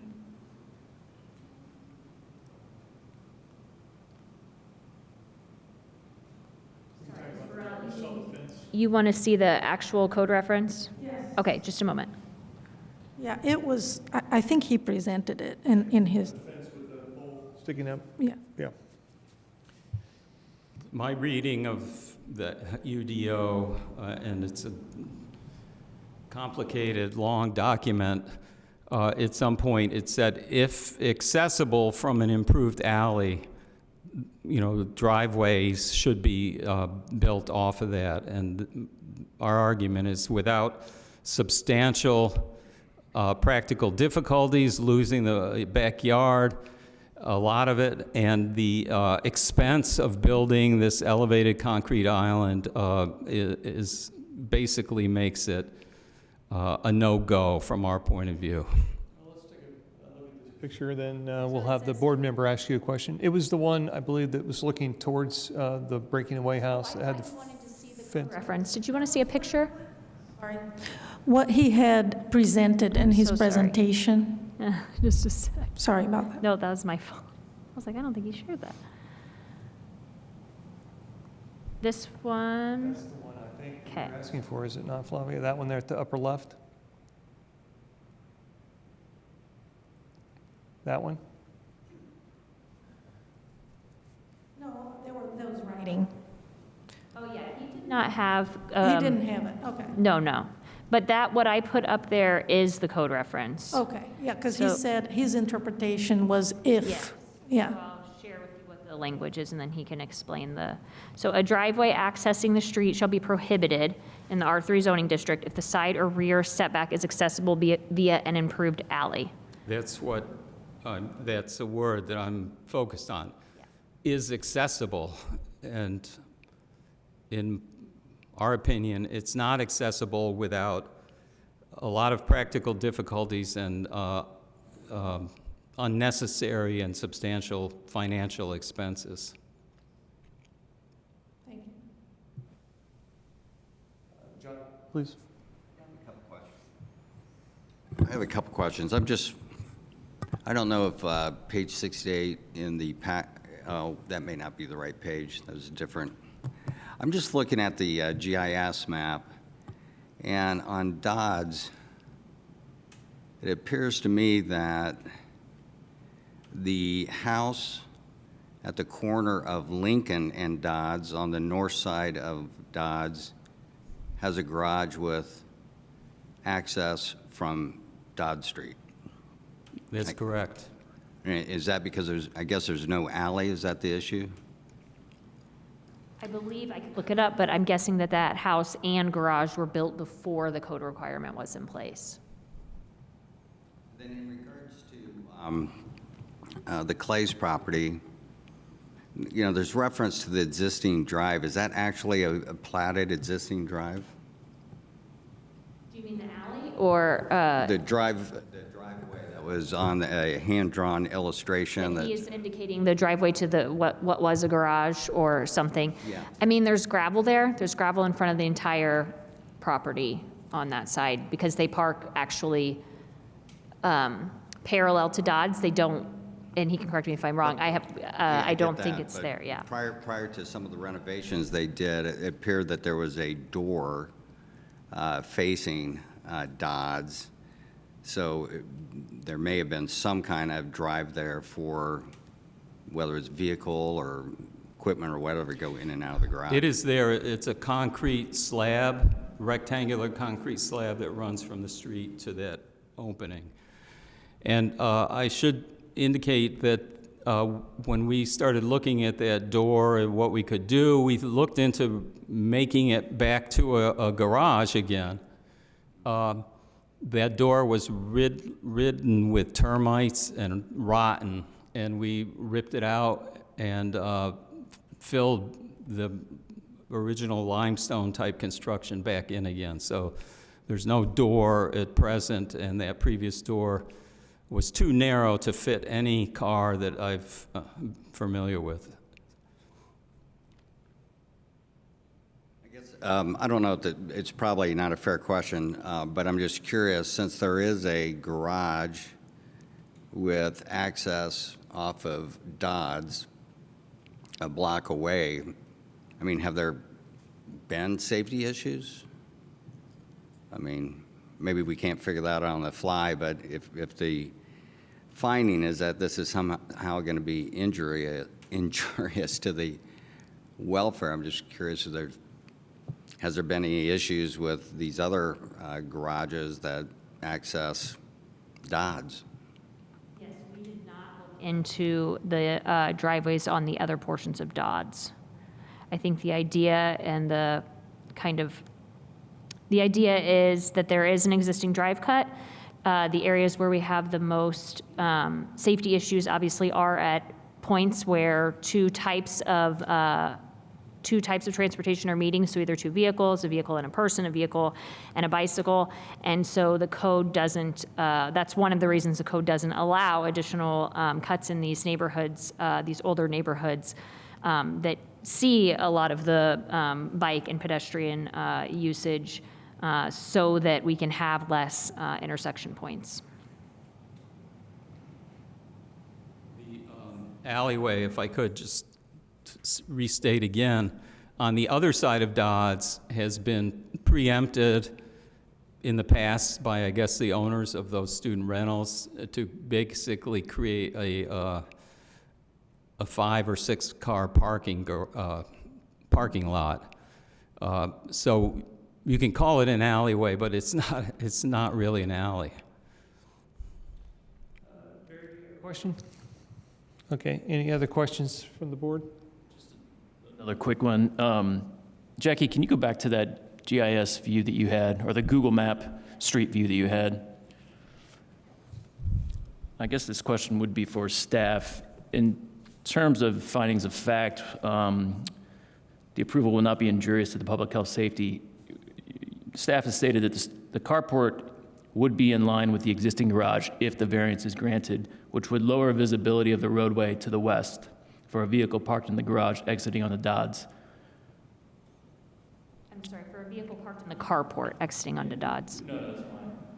Wouldn't there be less visibility coming off that alley, given that there's the AT&T equipment and then large overgrowth of that? To me, pulling out of there, that's less safe, in my opinion, than pulling out where there's already a 14-foot setback off of Dodds. Yeah, I think what we were envisioning here is, and the petitioner has said that he's going to back into this carport when he uses it, so then he'll be coming out straight. But I think the assumption usually when you have a carport or driveway off of a road is that you're just pulling into it. So that would mean backing out here and heading out here. So I think that is where we were coming from, thinking that this is less safe because you're backing out. So you have with your distance of your own car plus the distance of this, of this wall. Where here, you're inching forward in your vehicle on a public roadway. And you can see here that these AT&T boxes are here, but there is space between them. They're not like on the edge of the pavement. But yes, there's definitely overgrowth here, which is of course something that we can deal with that. I mean, that's a thing we get a lot of complaints about here at the city and have people take things down. But yeah, I think that was the idea, that this was envisioned as back out and this was envisioned as front forward, which would be safer. Thanks for clarifying that.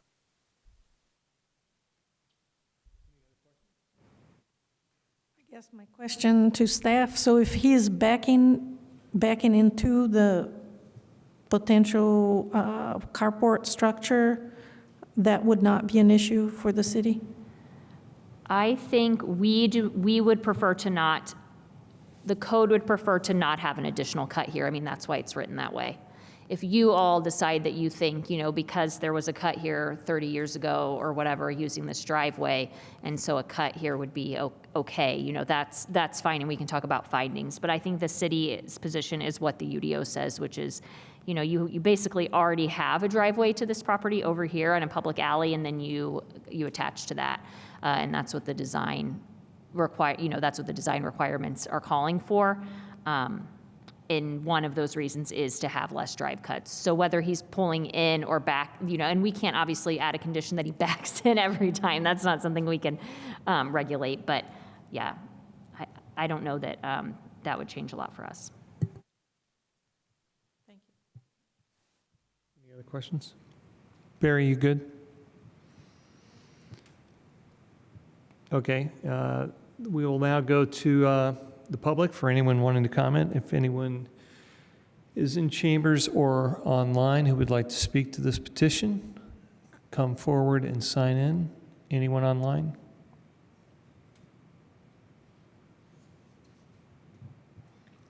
None online, correct? Sorry, I'm double checking. If you are online and would like to speak, you can send a message to the meeting host or raise your virtual hand. I don't see anything online. Anyone in the public wanting to speak to this petition?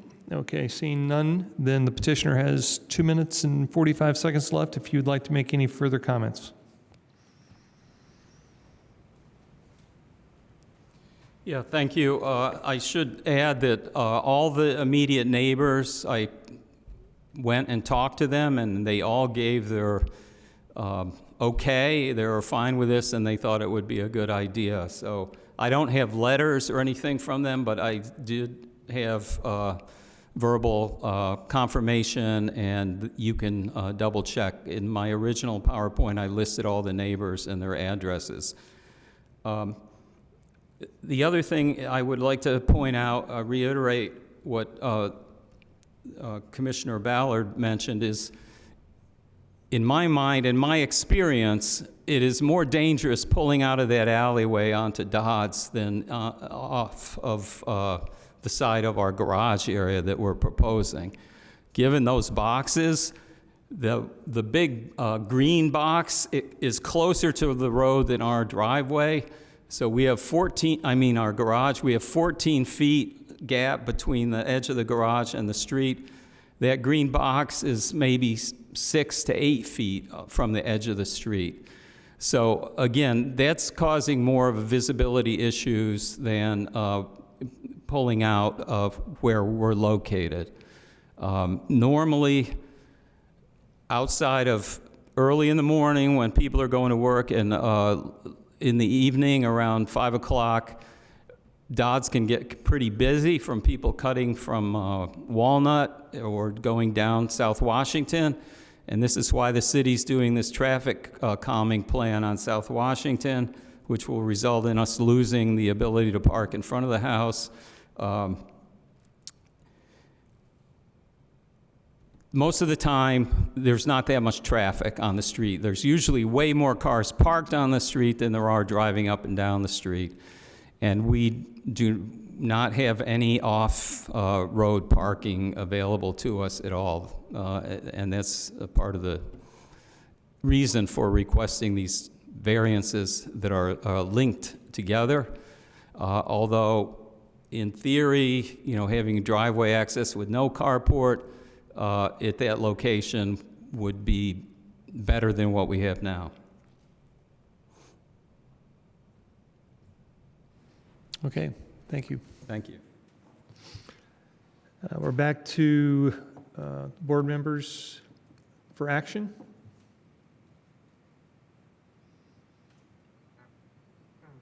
Yes, Barry, please. I move approval of variances of case V-27-24 for variances from a detached garage carport setback and from improved alley access standards. And with alternative findings. And I'll start with the last one, which is the peculiar condition or the practical difficulty. Being that there is a historic garage that is set along the south property line, very close to the house. And so it's not close to the alley at all. And I don't think it's an and it has an existing access curb cut to Dodd Street. I think that because of the existence of that structure and the desire to add a carport to it does not seem unreasonable to me, and that that this configuration is an existing an existing condition that creates a practical difficulty in connecting that location to the alley to the east, which is at a higher elevation than the yard. Do I have a second? Yes, up for discussion. Thank you. Yeah, first meeting, so I get a handful of dumb questions, right? Just one. I'll make it a compound. I'll make it a compound question then. So just from a practical perspective, when there's a motion to approve a finding that is negative, and if the board votes down that motion, effectively, are we approving the request for the variance? No. So we have to actually affirmatively Vote one way or the other, or continuation, correct? Okay, thank you. Do I need to have a proposed finding for the alley access part as well? Barry, I Or is think, that sufficient, Jackie? Ms. Clapper, I think what we I could had use said? this for both, but you also need to, we need a proposed finding for the first as well. The second, we found no, I don't know why I'm so echoey today. The second should be fine, but you'll need one for the injurious as well, for the community one. Okay. Sure. The granting of variance to allow for carpet setbacks and trees. That, in fact, through this discussion, that the visibility from the alley is impaired to the west due to the existence of utilities in the right-of-way, large utilities in the right-of-way.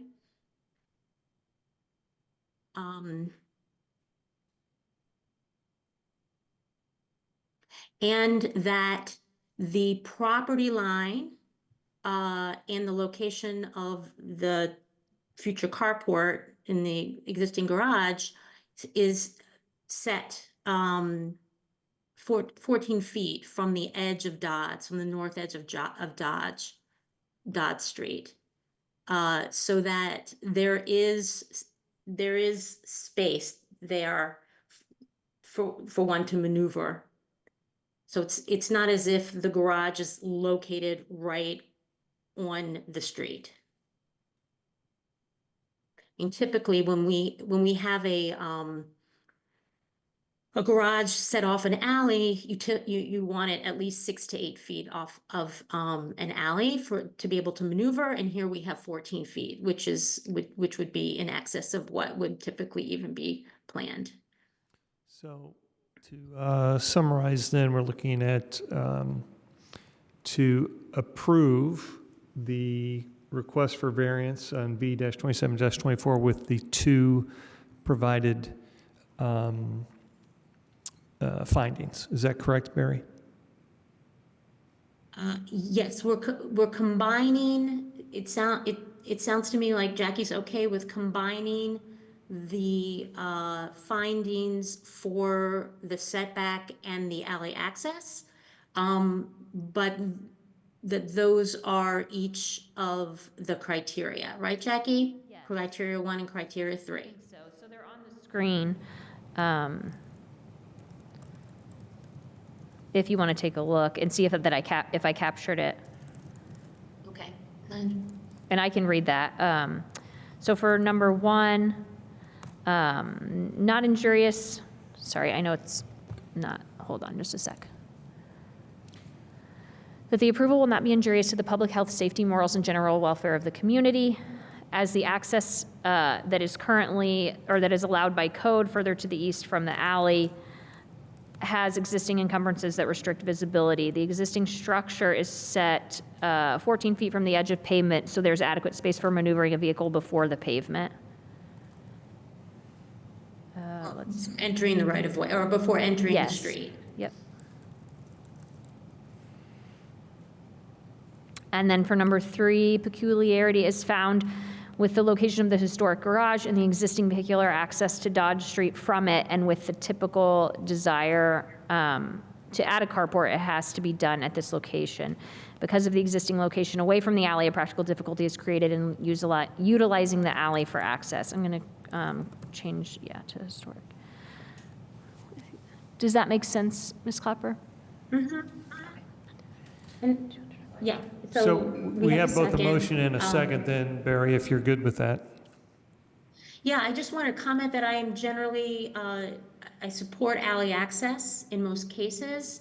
I think that makes a lot of sense as our policy, but I see this as the prime example of a context-driven exception, which is what a variance is designed for. Thank you.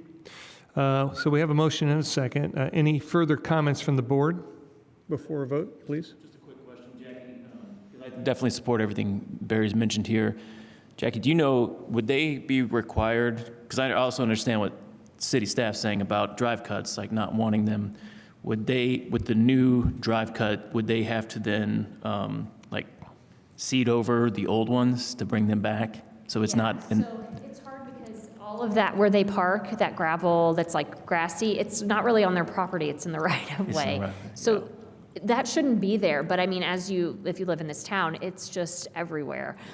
So yes, you all could make a condition that they restore that. I mean, when we get complaints, for example, if someone has turned one over recently, or we will send them a notice of violation and say you need to put that back to grass. So you could include that as a condition. They will have to get a driveway permit, so they will have to build an apron, whether they do gravel or permeable or whatever for the portion on their property, which I think is quite small.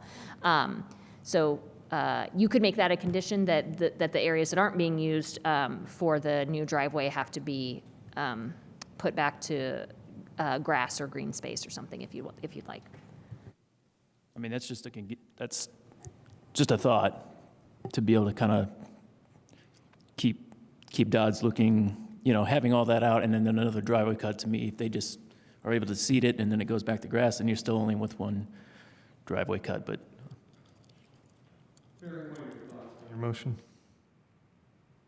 I'm open if somebody wants to suggest that. I don't feel that strongly about it. I mean, I think this kind of situation, informally, people park, in excess right-of-way areas all over the place. So I don't want to be punitive, because I do think this is just, a very, it's not a unique condition at all in this neighborhood, where we don't have a lot of infrastructure, especially on these side streets. There are no curbs, so it's not uncommon that people informally park along the street. So I don't know. I mean, if people feel strongly about it, I can entertain a friendly amendment, but otherwise I probably wouldn't put that forward. But the code does say that you can only have one driveway per lot. So the existing driveway would need to be removed, and in order for the new driveway to be installed. Yes, that's a fair point. I think we would say whatever you've got in front of that building that you have, said in this hearing as a driveway has to come out. Maybe not everything else that goes all the way to Washington, unless you all decided to do that. Right. Yeah, to me, it's more about code compliance, period, so. Receptive to that if you wanted to provide a condition. Otherwise, do you want to move ahead with the motion as made? Make a friendly amendment to the motion stating the condition that only one driveway cut be allowed off of Dodds, and then that's simple. We don't need to say that, because that's the law. You can only have one driveway cut. So they can't install a new driveway cut without removing the former. I would say it wouldn't hurt to add it in this case, Ms. Clapper, because since you're giving the variance for that, if we had recommended approval, we would have clarified in conditions that we're talking about one, instead of saying giving you an additional. I think we would, yeah, thank you. Okay, so you think that there might be some confusion? Yeah, that we're just since there's a allowing variance additional involved. driveway cut? Yeah, thank you. Sure, okay. Then by all means, let's add a condition that the existing driveway cut be removed. Thank you. Any further discussion from the board? Very good. Okay, seeing none, then I'll call the question. For approval with the two alternate findings for numbers 1 and 3 and the findings of fact, carrying over number 2 from the staff report, with one condition, that the existing drive cut be removed and only one driveway cut allowed off of Dodds. Ms. Clapper? Yes. Throckmorton? Yes. Ballard? Yes. Burrell? Yes. Fernandez? Yes. Thank you. Motion passes. Thank you. We're going to take a 3-minute break. We'll be back in 3 minutes. We'll reconvene the Board of Zoning Appeals. If I could have everyone please take their seat. Folks, thank you. We're back in session. We're going to pick up with case V-28-24. John and Jennifer Kincaid. May we please have a staff report? Certainly. My name is Gabriel Holbrow, zoning planner. And let me pull up a presentation here.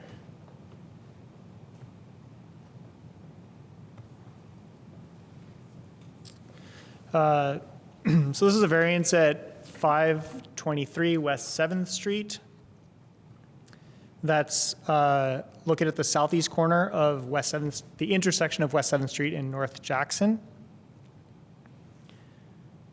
It's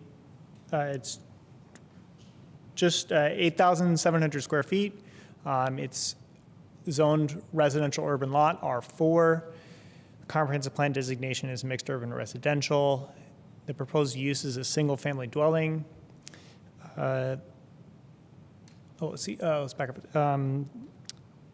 All surrounding properties, surrounding properties to the south and east are also in the R4 district. To the north and west are in the mixed-use institutional MI zoning district. So to the west is a place of worship, the Fairview United Methodist Church, and to the north, across 7th Street, is a school, the Fairview Elementary School. The property is currently vacant, but formerly contained a single-family house which was demolished in 2019. The petitioner proposes to build a new single-family house on the property. The design of the new house itself complies with all applicable standards in the UDO and received a certificate of appropriateness from the Historic Preservation Commission in August. The construction of a new primary structure on the lot triggers full compliance with the UDO, including a requirement to provide pedestrian facilities along all street frontages. So, and that the street frontages the pedestrian facilities have to be as indicated in the transportation plan. There's an existing sidewalk along 7th Street to the north, which the department has determined is compliant with UDO requirements. But this variance is about the frontage along Jackson Street abutting the property. The UDO requires a sidewalk here. According to the transportation plan, it would be a 6-foot wide sidewalk separated from the roadway by a minimum 5-foot wide tree plot. The UDO specifies that in situations where there's not enough existing public right-of-way for the required pedestrian facilities, that the facilities be installed on private property and placed within a pedestrian easement. This segment of Jackson Street, the public right-of-way is only 40 feet wide, so full compliance with the UDO would require the sidewalk to be placed within a pedestrian easement. The petition was heard by the hearing officer on September 25th, 2024. The hearing officer raised questions and concerns regarding each of the 3 criteria for granting a variance. Due to these questions and concerns, the hearing officer forwarded the petition to you. That's how it's coming before you for a final decision here. One of the points that the hearing officer raised was that there was not data showing that that Jackson Street is low traffic volume and low traffic speed. At the request of the Planning and Transportation Department, the Engineering Department conducted a traffic count on both Jackson Street and 7th Street near the petitioner's property on Wednesday and Thursday, October 2nd and 3rd. We'll get to those results in a little bit. Let's take a little look at just the street. This is, so the Jackson Street, the block here goes from 7th Street to the north to 6th Street to the south. So going from the south, this is just a view of it. It's fairly narrow. Here you can see the church on the west side of the street and a house on the east side of the street. There's a partial pedestrian network on the west side of the street that you can see there. Oops. Moving north, you can see an alley coming in from the east, from the right. You can see a tree there. Most of the road's actually in the shadow of one of the church buildings. Excuse me. And then finally, the north, here's where Jackson Street meets 7th Street, and you can see just across the street some of Fairview School. The full traffic count data is included in the packet. Just the highlights are on Jackson Street, the traffic volume was less than 200 vehicles per day, and traffic speeds were generally less than lethal speeds. 85% of the vehicles were traveling at 20 miles an hour or less.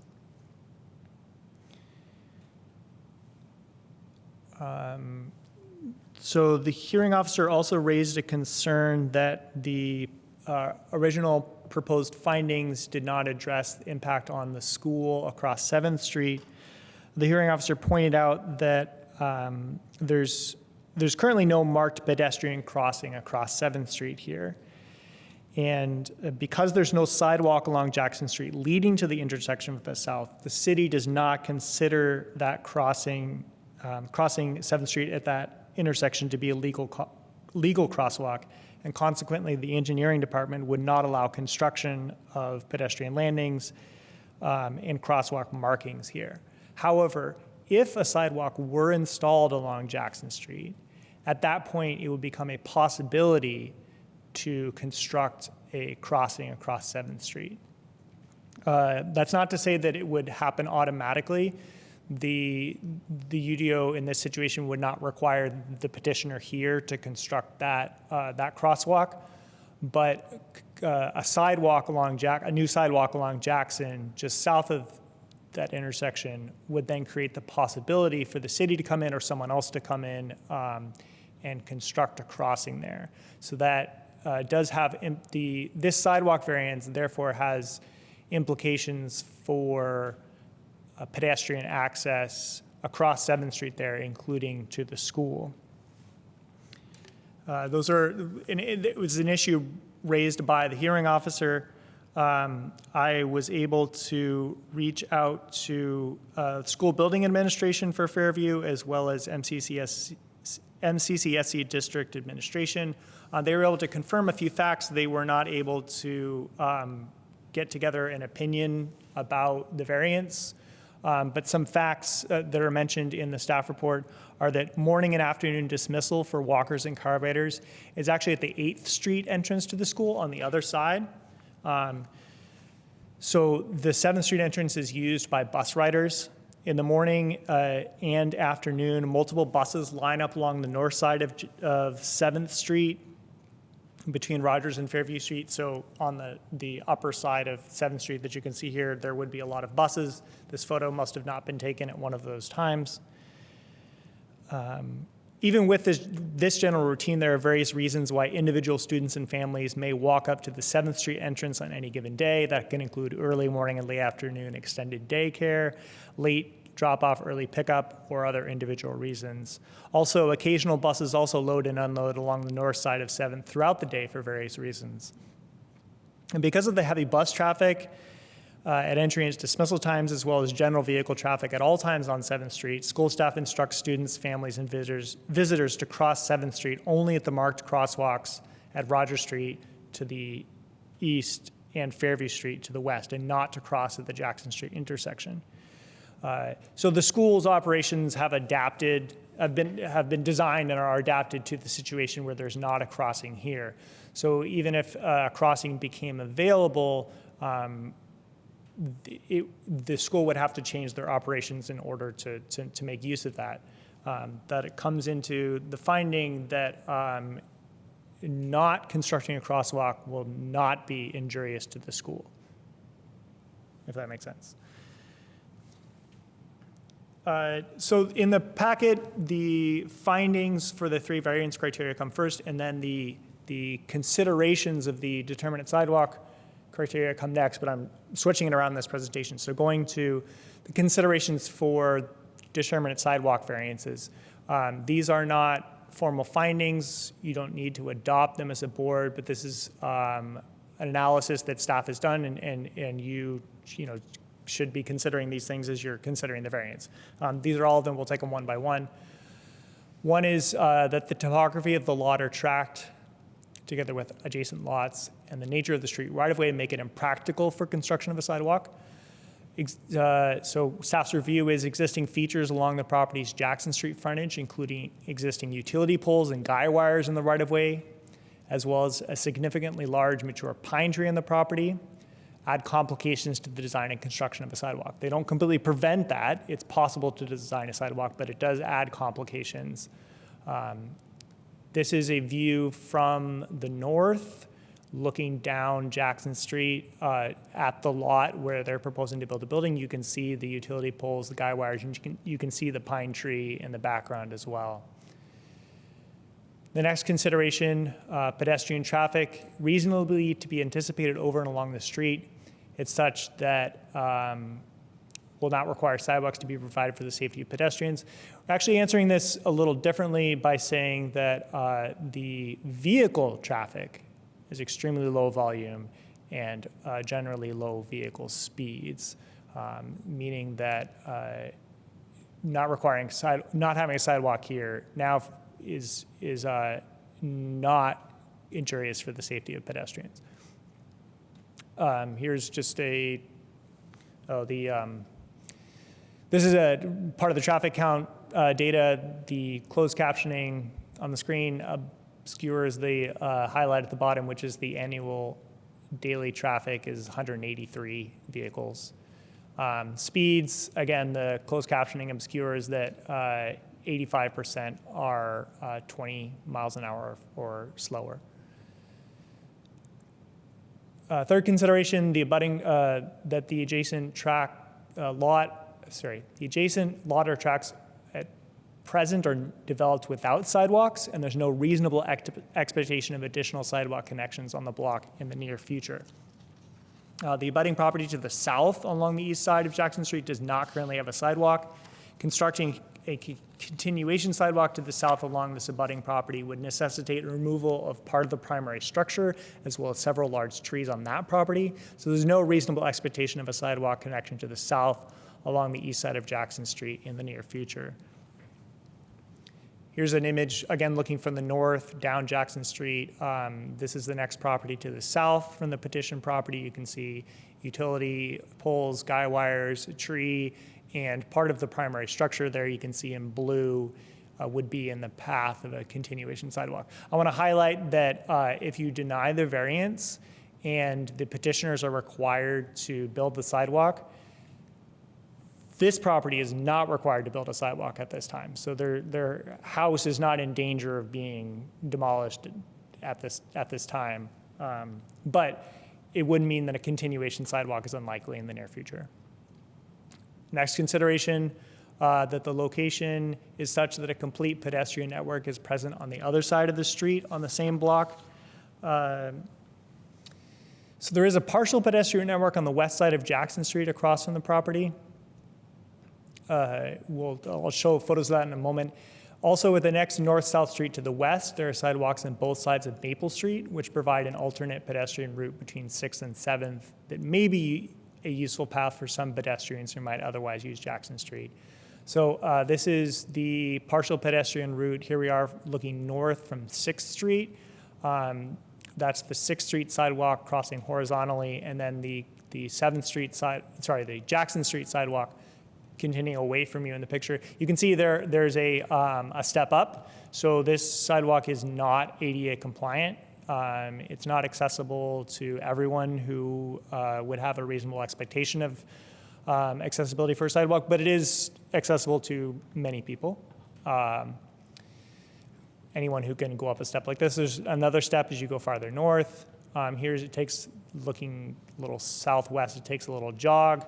Continuing, there's another step up, and then it has a smooth transition into the parking lot, and there's no signed or striped pedestrian route through the sidewalk, but nonetheless, it is possible for a pedestrian to cross the edge of,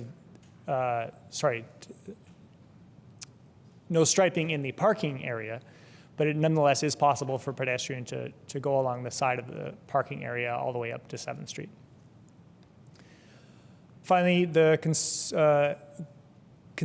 final consideration is whether uniformity of development in the area would be best served by deferring sidewalk construction. So existing structures in the path of the sidewalk to the south mean that deferring sidewalk construction until at least the full block could be completed would result in more uniformity of development for the pedestrian network in the area. So with those considerations, turning to the criteria for a variance, the findings,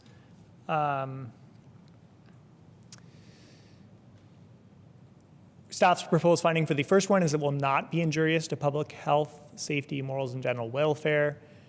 Jackson Street has extremely low volume of vehicle traffic with fewer than 200 vehicles per day. Generally low vehicle speeds with 85% of vehicles traveling at 20 miles per hour or less. Existing sidewalk on the west of Jackson Street is available from 6th Street to the south, running as far north as the north end of the church building. And even though a dedicated pedestrian sidewalk separate from the vehicle roadway is preferable, lack of a sidewalk on this side of the segment of North Jackson Street will not be injurious to public safety. For the second criterion about the use and value of adjacent properties, staff's recommended finding is that it will not be injurious.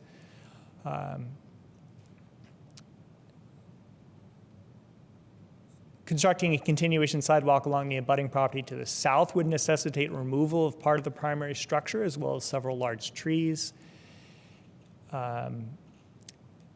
Deferring construction until the full block could be completed would result in more uniformity for the development of the pedestrian network. Pastor Hartzog from the Fairview United Methodist Church and others testified at the hearing officer hearing that the existing sidewalk on the west side of Jackson Street and other pedestrian routes provide adequate access to the church. The lack of sidewalk along Jackson Street does limit access to the adjacent school property to the north because the lack prevents a pedestrian crossing across 7th Street from being installed. However, the current bus operations mean that a potential new pedestrian crossing could create conflict between the bus locations and pedestrians. Going on to the third criterion, staff's recommended finding is that due to the limited public right-of-way width of only 40 feet wide for this segment of North Jackson Street, the required sidewalk and green space would have to be located approximately 10 feet onto the property. That area contains several large mature, a significantly large mature pine tree in good health, which would have to be removed. The existing state of the area of the property poses a practical difficulty for constructing the sidewalk, and a determinate sidewalk variance to allow the sidewalk not to be constructed at this time would relieve that practical difficulty. I do want to be clear about the department's position regarding the potential sidewalk. The transportation plan unambiguously calls for a sidewalk at this location because it calls for sidewalks on both sides of all streets. Also, the long-range planning and transportation planning staff within our department, when considering this specific location for a sidewalk, their unambiguous determination is that a sidewalk is appropriate at this location, especially considering the proximity to the church and school. However, the question before the board is not whether a sidewalk is appropriate here, because the answer to that question is yes, a sidewalk is appropriate. The question before the board is whether it's appropriate to allow the petitioner not to construct the sidewalk at this time, according to the 3 variance criteria. So I just want to be clear about that. If the petitioner, for example, said, you know what, never mind, we want to build a sidewalk, the department would be very happy with that. We have no objection to a sidewalk there. We think it's a good idea. It's just according to the staff's analysis of the variance criteria are that given the request for a determinate sidewalk variance, it is appropriate for the board to grant that request. So with that, the department recommends that the board adopt the proposed findings and approve the requested variance with one condition. This is the usual condition for a determinate sidewalk variance, that a zoning commitment must be recorded and submitted prior to approval of the building permit. The zoning commitment would say that they are responsible for building a sidewalk if the city were ever to come along, or they're responsible for paying for it if the city were ever to come along and build a sidewalk there, or if something else triggered a requirement to build a sidewalk that they would have to do it at that time. That's the staff presentation. Thank you. Not yet. Sorry. Thank you for that report. At this time, we'll ask the petitioner to present. If you come forward, make sure you sign in. I'll ask for your name, then I'll swear you in, and then you'll have 20 minutes to speak. Any time remaining after that 20 minutes after your first presentation will be held in reserve, and you can use it later.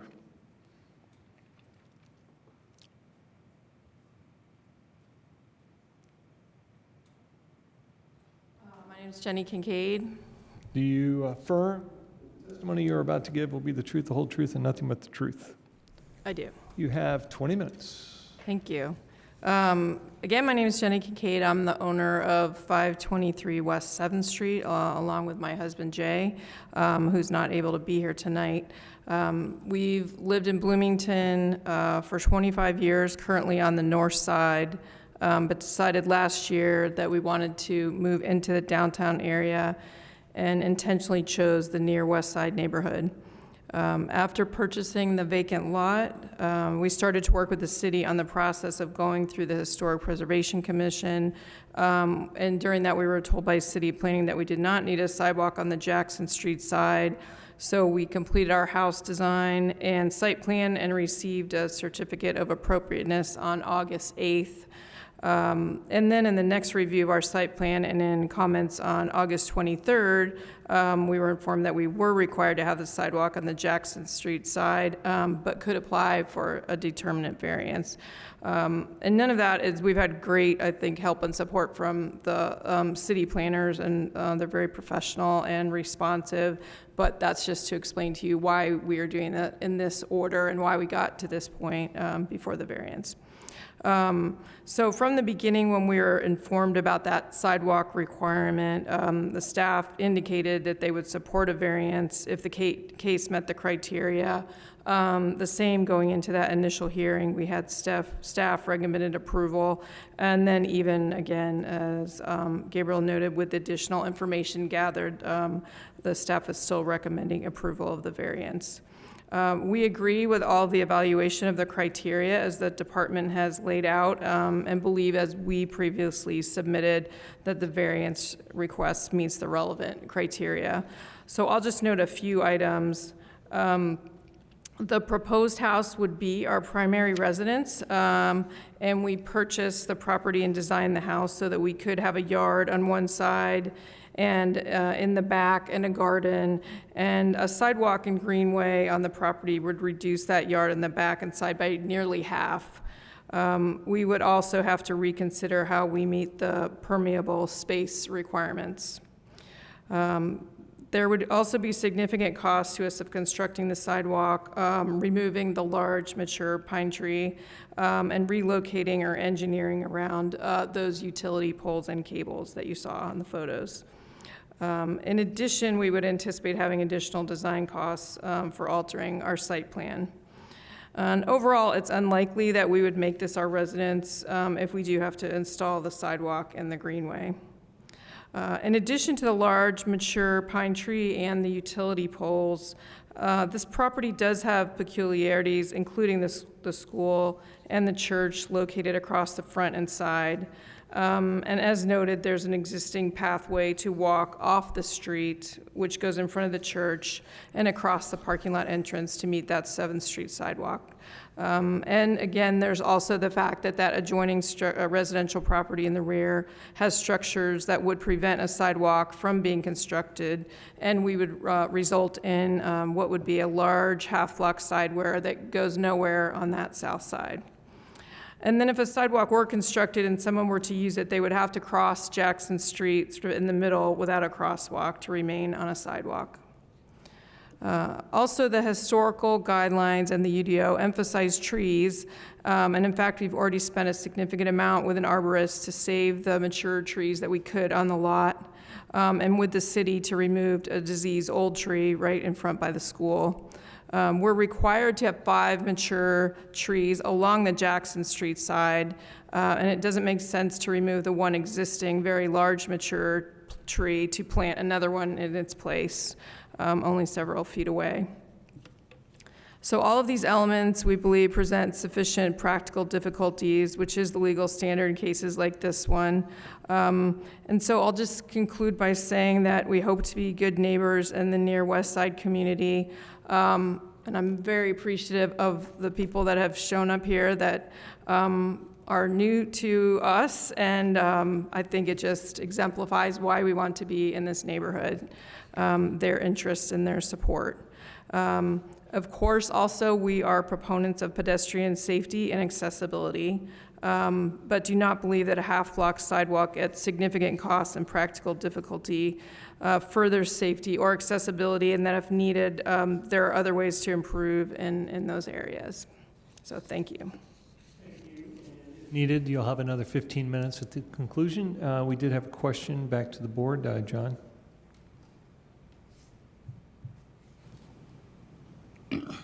I was just, I don't need to answer questions. The staff answered my question. Okay. Yeah, thanks. Other questions from the board? Barry, do you have a question? Questions from the board? Okay. Therefore, we'll go to the public. Anyone in the public wanting to make comment, or anyone online, if you would, but go ahead and come forward, sign in. I'll swear you in.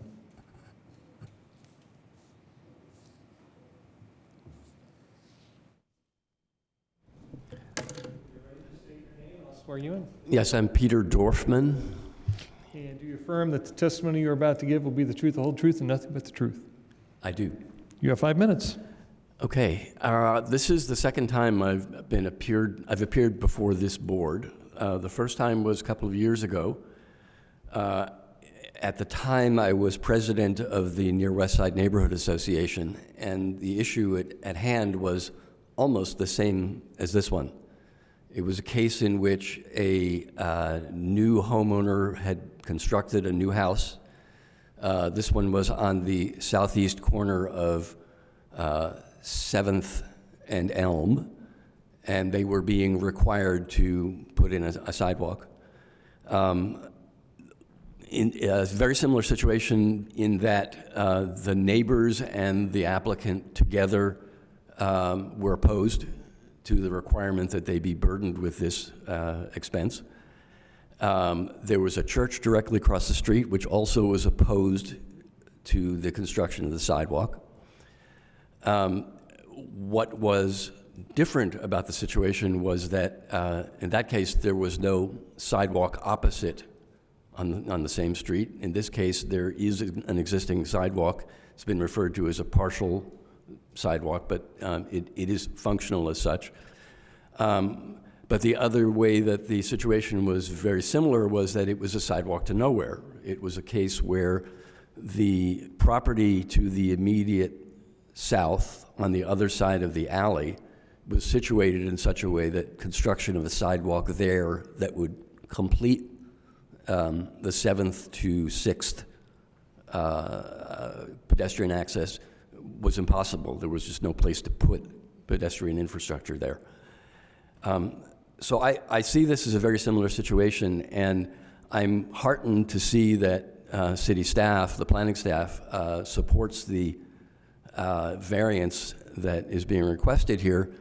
I would further advise, request, and I would try to suggest that this would be substantially the consensus in the neighborhood, that this variance should not be burdened with any kind of amendment or rider that says in the future this applicant would be potentially required to put in a sidewalk if the city decided that it needed to put one there. I don't believe that the house to the south of this particular lot is likely, in my lifetime at least, ever to see the possibility of installation of a sidewalk that would complete that access for pedestrians.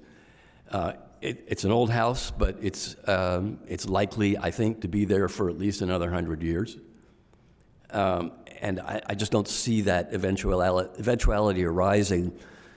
It is common in the Near West Side for north-south streets not to have sidewalks.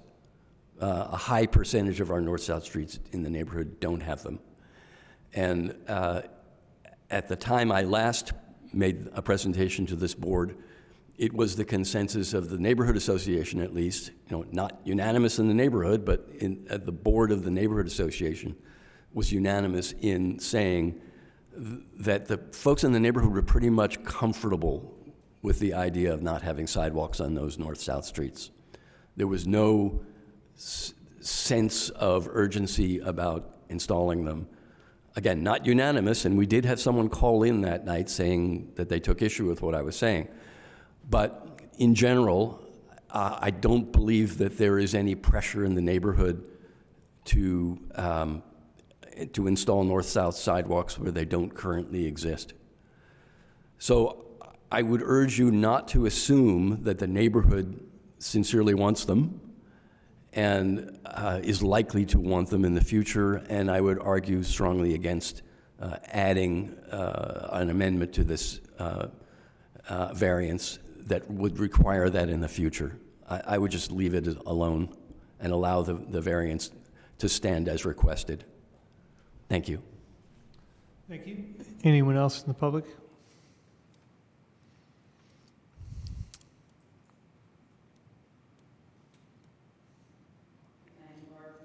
I'm the neighbor immediately south of the property. Do you affirm that the testimony you're about to give will be the truth, the whole truth, and nothing but the truth? I do. Thank you. You have 5 minutes. The main thing I want to say is it would be a sidewalk to nowhere, and it would cause a great deal of financial difficulty for the people who I hope will become my new neighbors. It would also take up 1/6 of their property to put the sidewalk in where nobody wants it and it is not needed. As long as I live, the sidewalk will never go through because you would have to take off the side of my house and my shed and drop the property considerably, 3 or 4 feet, in order to put the sidewalk in. And you lived in my neighborhood, so you know my house. So I would say do your best to let these good people build their house and not have to deal with the sidewalk. I really want them to be my new neighbors. Thank you. Anyone else in the public who would like to speak? Go ahead and sign in.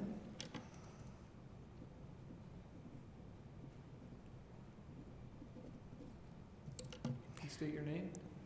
My name is Kay Thorbeck. And do you affirm that the testimony you're about to give will be the truth, the whole truth, and nothing but the truth? I sure do. You have 5 minutes. I have lived a block away on Fairview Street for 42 years. We raised our daughter there. She went to Fairview School. I have my office downtown for 42 years, so I walk the streets, I bike the streets, I jog the streets, I go down Jackson to go get persimmons from my neighbor, Barb Lund, and I have never once felt unsafe walking down Jackson Street or biking it or jogging it. It's not a very well-traveled street. It's a street kind of, you bump into the school if you're on it and trying to go north. If a car is coming, I'll step over on the sidewalk by the church. I love that street. I love the pine tree and a walnut tree. Every week I plant trees in Bloomington from seeds. I gather seeds from Bloomington and plant them in no mowing areas. And it is unconscionable to me that the homeowners would need to cut down 2 viable, healthy trees, which we need. And I just hope that they get their variance after looking at an eyesore for 30 years of a crumbling house. To have a beautiful house built there is so needed and wanted. Thank you. Thank you. Do we have anyone else in chambers? Yes, we do. Please come forward and sign in, please.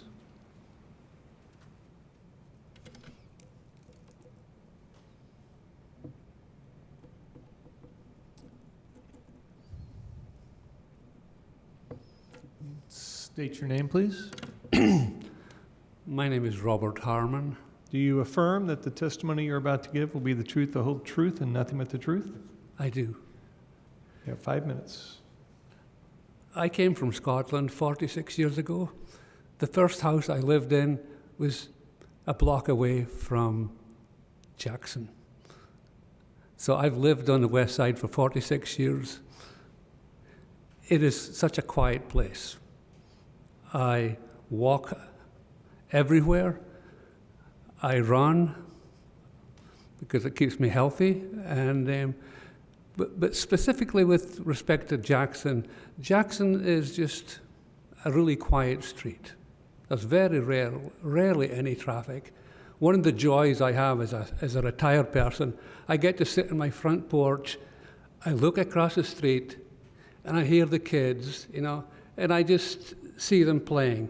And I also notice what's going on, on Fairview Street and Jackson and 7th Street. And there's very, very little traffic. It doesn't exist that much. And so I don't see any need for a sidewalk there. Because as Barb says, it's going nowhere. It's only like half a block. And like my wife Kay, I'm also it's a hobby with trees from seeds. We collect seeds to plant trees. We're reforesting, what's the name of that place? Crestmont Park. I always forget Crestmont.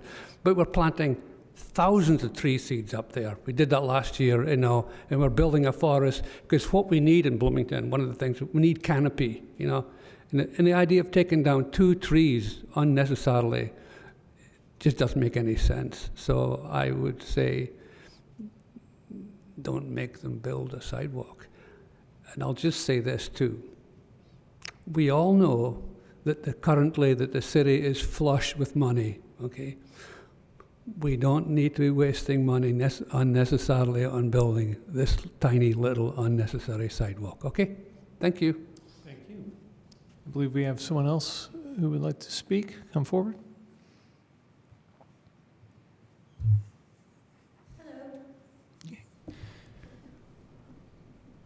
I'm Rebecca Delkman. And do you affirm that the testimony you're about to give will be the truth, the whole truth, and nothing but the truth? Yes. You have 5 minutes. So I will be their immediate neighbor once they build their house to the east. But also I am the mail carrier in the neighborhood. So I walk around a lot. And what we don't have walking to the south from the school are children. Just because we're a more elderly neighborhood, we don't have a lot of kids. We have some, as this gentleman who picks up his children and walks to the north. A lot of the kids are going up to Maple Heights, or else they're crossing through the Waldron Park to take the beeline somewhere else. But they're not heading south there. Also, you have a crosswalk agent that is at the corner of Fairview and 7th Street. So if you're going to change that crosswalk, also 7th Street has been modified so that the buses have an inlet. To move that bus traffic to the other side would be chaos for 8th Street. You'd have to do major overhauls with construction. So you have a crosswalk agent, and then at the Fairview, and then also you have crosswalk agents at 6th and Maple, and then Kirkwood and Maple. Jackson is not an easement for child traffic whatsoever. So those are my thoughts on it. So I think that you should pass the variance or give them the variance. Thank you. Is there anyone online who'd like to speak to the petition?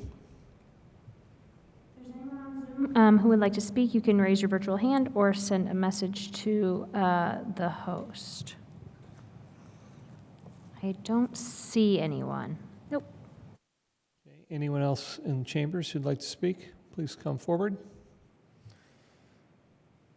Seeing none, we are now going to go back to petitioner for any final comments. You have 15 minutes. You certainly don't have to, but okay, that's fine.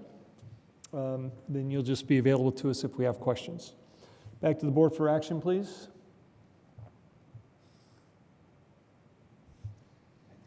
try and make a motion to, see if I get this right.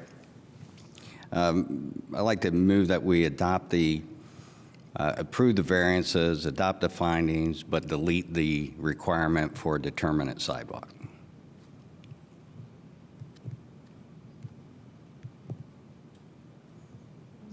Fernandez, what was the last part you said?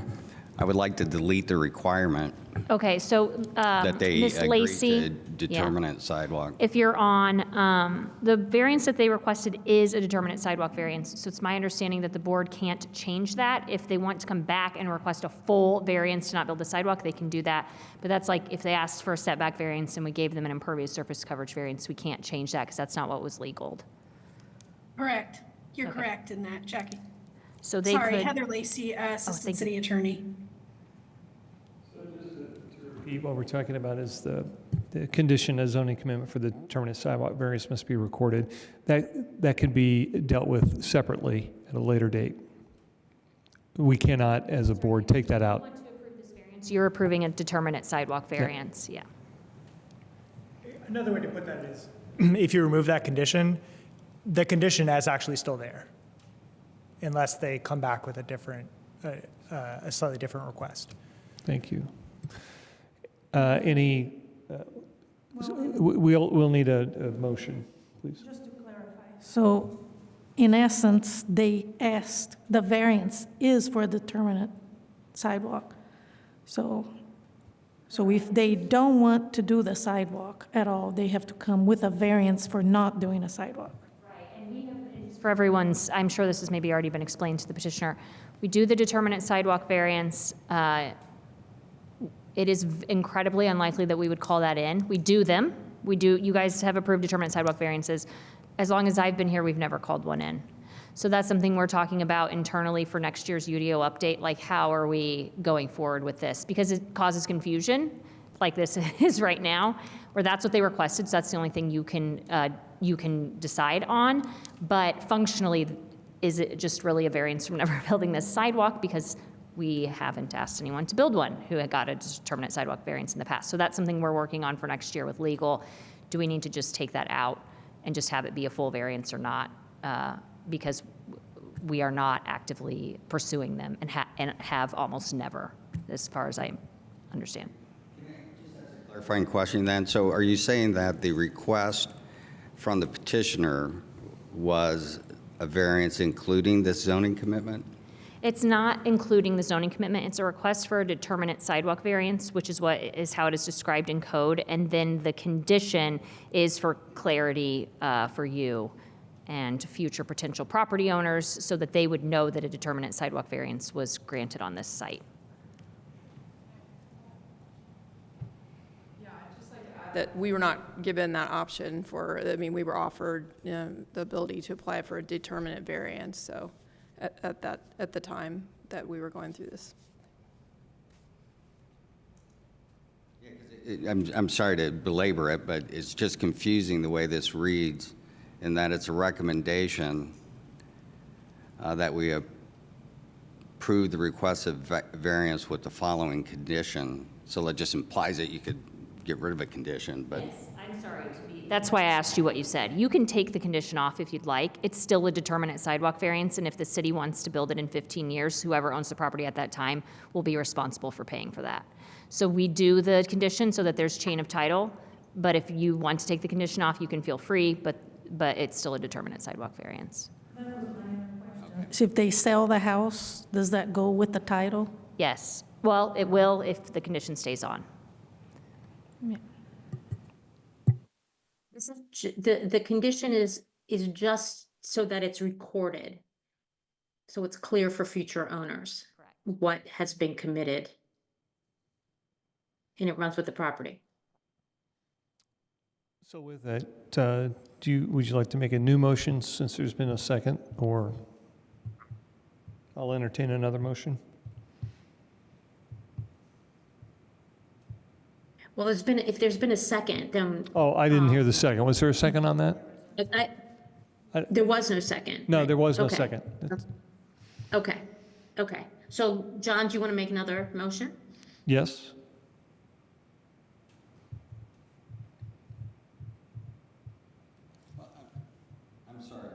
Jackie, did you just say that we could pass it and remove the condition?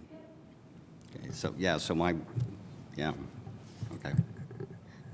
So your motion is still on? Okay, do I have a second? For clarification, if you remove the condition's still there. Still a determinate sidewalk variance, it's just not recorded. I Correct. see. I see what you're. So we would be tracking it internally, and if engineering were to go to do a project here, we would say, hey, you can contact that property owner, they have a determinate sidewalk variance. But if they don't own it anymore, you know, who knows if they'll tell the next, you know what I mean? Like, there's no obvious notification of that in the chain of title, or in the record when they go to do the due diligence. So if they sell the house, it's still there, but this is easier Yeah. for them to know it's still there. Correct. So do I have a second on the motion?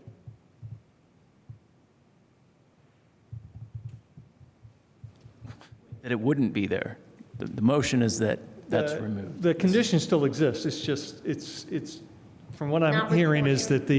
that the whoever purchases it doesn't see that it is clearly that this is a condition that But exists.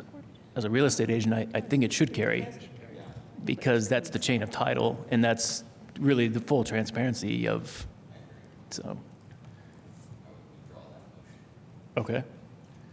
The condition is just to record it on the deed so that future owners will be aware. Right. Are you withdrawing your motion? Okay, the motion has been withdrawn, I will entertain another motion. To adopt the proposed findings for V-28-24 and approve the requested variance with the following condition: a zoning commitment for the determinate sidewalk variance must be recorded and submitted prior to approval of a building permit. Do I have a second? We have a first, second. Any further discussion from any board members? Yes. I just want to make a quick comment. First and foremost, I want to thank you for the decision to make this investment in our city. Having lived in that neighborhood, it is a fantastic neighborhood. Having lived like a block away on 6th Street, it's a stretch to call Jackson Street a street. It's an alley. And I totally respect and appreciate the requirements of the staff to adopt the code, but at some point, it just seems like we got to apply some common sense to what is a street. And Jackson Street is not a street, it's an alley. And I would, you know, the sidewalk that's on to the south and the west along the church, I mean, I never perceived that to be a sidewalk. I perceived that to be an entrance to the church. So, I mean, it just, at some point, I mean, that's a debate for another day, but it just seems like common sense is that this is not a street, and requiring sidewalks on it just seems like overkill. Any other comments from the board? If not, I'll call the question. I have a comment. I'm sorry, Barry, please. Oops. Just quickly, I just have a question. Jackie, you mentioned that this is going to come up for discussion. The sidewalk determinate variance may come up with the review of the UDO, potential changes. At the same time that's being done, and that's been done in an annual cycle, is the thoroughfare plan also receiving the same ability to be changed and updated in tandem? Yeah, that's a great question. So we have the thoroughfare plan is housed in the transportation plan now, which is an amendment to the comprehensive plan. So that also requires council to amend. Yes, I believe so. So we're currently going through the process of the Safe Streets for All program, which opens the city up for quite a bit of federal funding in the future if we are to adopt that. And then the next step will be to look at the transportation plan and make changes, both related to that and otherwise. So yes, in the same way we do with the UDO, there's like an ongoing list of things that need to be done in the transportation plan. And the long-range team is planning to bring that forward as soon as they can, which I believe is next year. Great. I'm happy to hear it. Thanks. Yes, please. So my comment is, I am in the Plan Commission, and I will bring this up for discussion when we do the upgrades on the EDO. Any further comments from the board before we take a vote? Seeing none, I'll call the question, please. Take the roll. Clapper? Yes. Throckmorton? Yes. Ballard? Burrell? Yes. Fernandez? Thank you. We're at that time, the motion passes. Congratulations. Thank you for coming in. We're at that time of night again. Can we go over the rules for the 9 o'clock rule, please? Earlier, just a moment, let me call those up. Oops.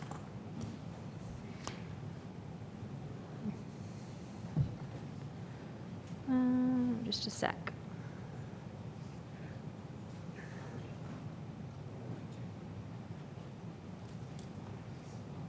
Oh, jeez.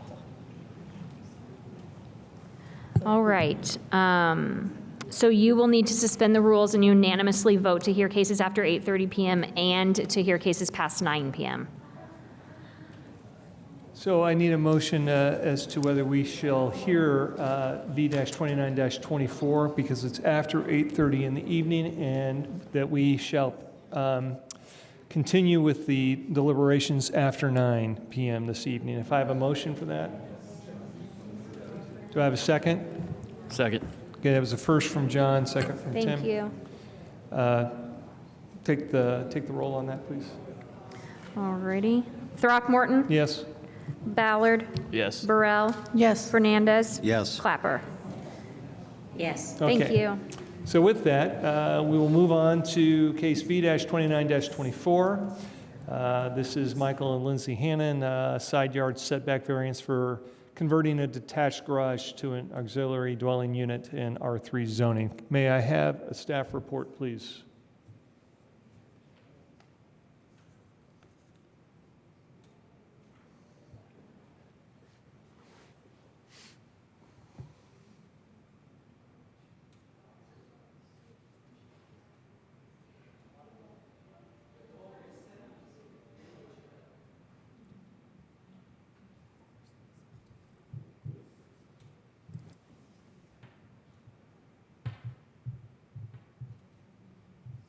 Again, Joe Patterson, zoning long-range planner.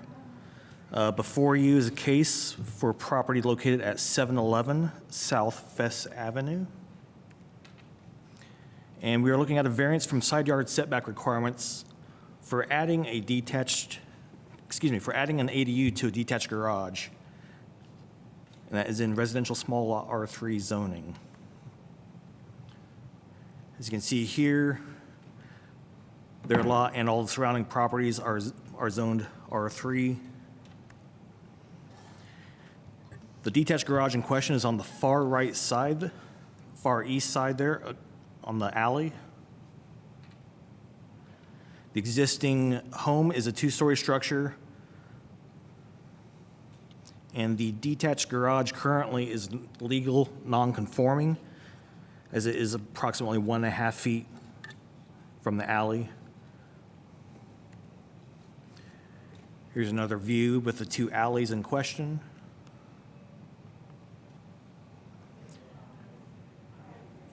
So what the applicants are proposing here is taking that existing detached garage, and they had some storm damage to it this past summer, which is why they are taking on a larger project now and wanting to add an ADU.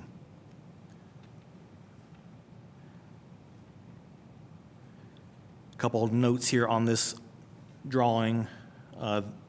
The lot currently exceeds the impervious surface coverage requirements, and by helping to get closer back to that impervious surface coverage requirement, they would be removing an existing sidewalk from the garage to the home, as well as an area to the north of the garage, which would offset and bring us closer to that impervious surface coverage requirement. This is their proposed rendering of what the ADU would look like. You can see both in front and to the east would be your alleys. They're extending slightly further west with stairs and a deck.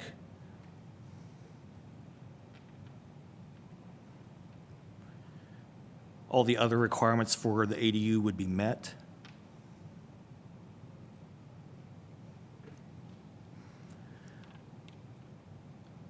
So with our findings, the first one, the approval will not be injurious to public health, safety, morals, general welfare of the community. We find that the granting of the variance will not be injurious. In fact, the general welfare of the community is likely improved by not only repairing a damaged structure, but converting it to additional living space, which will provide an additional housing opportunity in the community. And furthermore, as discussed, we would be closer to that 45% impervious surface coverage requirement. For our second finding, the use and value of the area adjacent to the property included in development standards variance will not be affected in a substantially adverse manner. We find that there are no adverse impacts to the use and value of surrounding properties.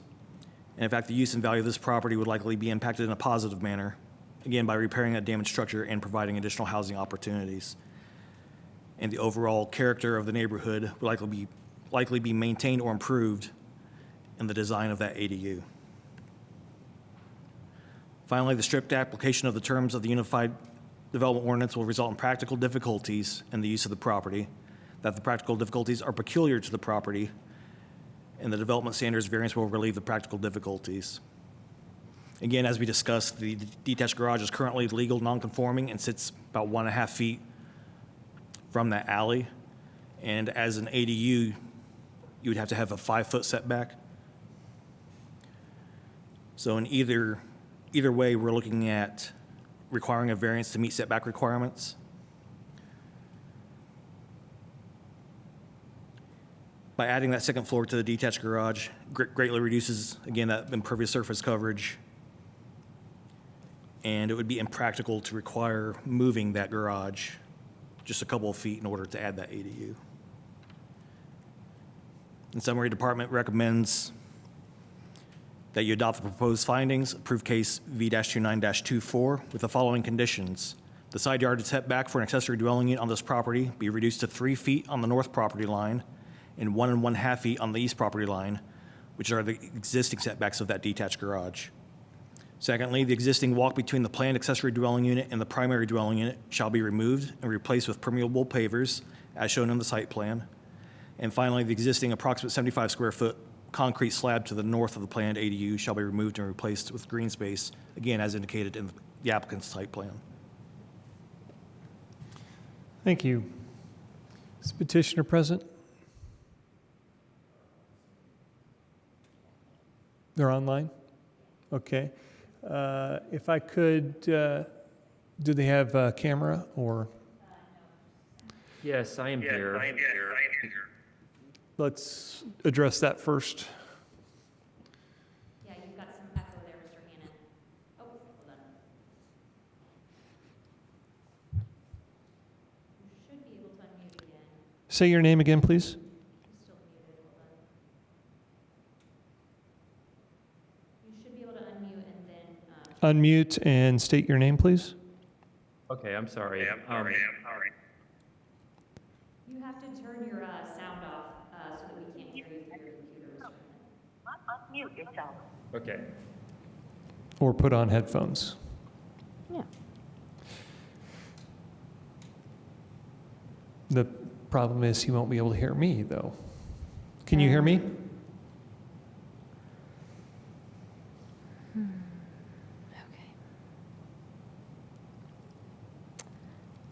Okay, that is an interesting one. Hold on, let me message him.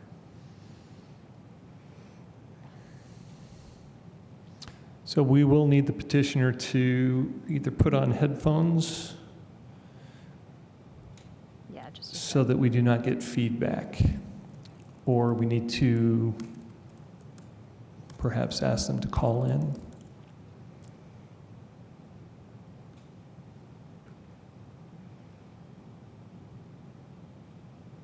Mr. Hannon, you should be able to unmute. I went ahead and made you a co-host. If you have headphones, you could plug in so that we don't get feedback, but you can still hear us. That'd be great. Okay, I think I've fixed it now. Yay. I apologize for No, you're the fine. confusion there. Thank you. Go ahead and state your name, please. Yes, my name is Michael Hannon. I'm the owner. My wife Lindsay is actually here with me. We're the owners of the house. Okay, at if 711 you, South if First you, Avenue. please, if you would, let me swear you both in, then are you both going to be speaking to the petition? Yes. Okay, and do you affirm that the testimony you're about to give is the truth, the whole truth, and nothing but the truth? First, you, please. Yes, I do. And your wife? I do as well. Okay, thank you. You have 20 minutes to do your presentation, and any time you don't use here will be available to you later at the end of the discussions. Go ahead. Okay, thank you for the time. I will not be we will not be taking up this whole time. Joe did a very great job of explaining kind of what the situation is. We were among the victims of the heavy storm damage in late June. A very large tree limbs fell on top of our detached garage, and we found that we had to do some major repairs to if we were to just do the repairs to replace the rather than just and doing the repairs. We want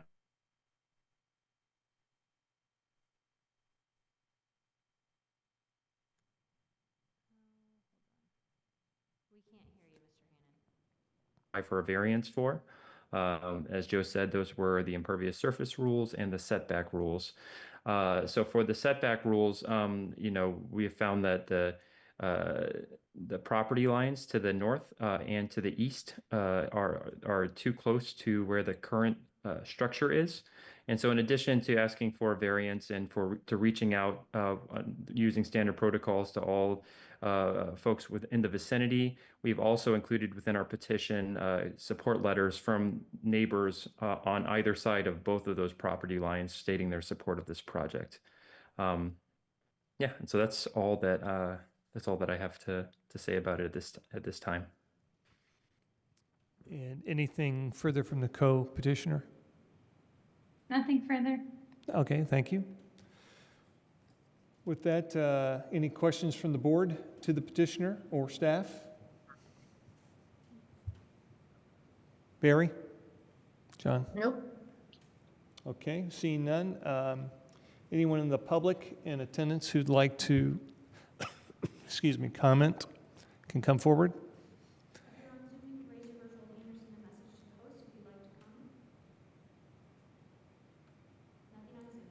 See nothing on Zoom. With that, any final comments from the petitioner? Only to thank you for your patience with me figuring out my AV issues. Not a problem. With that, back to the board for any action.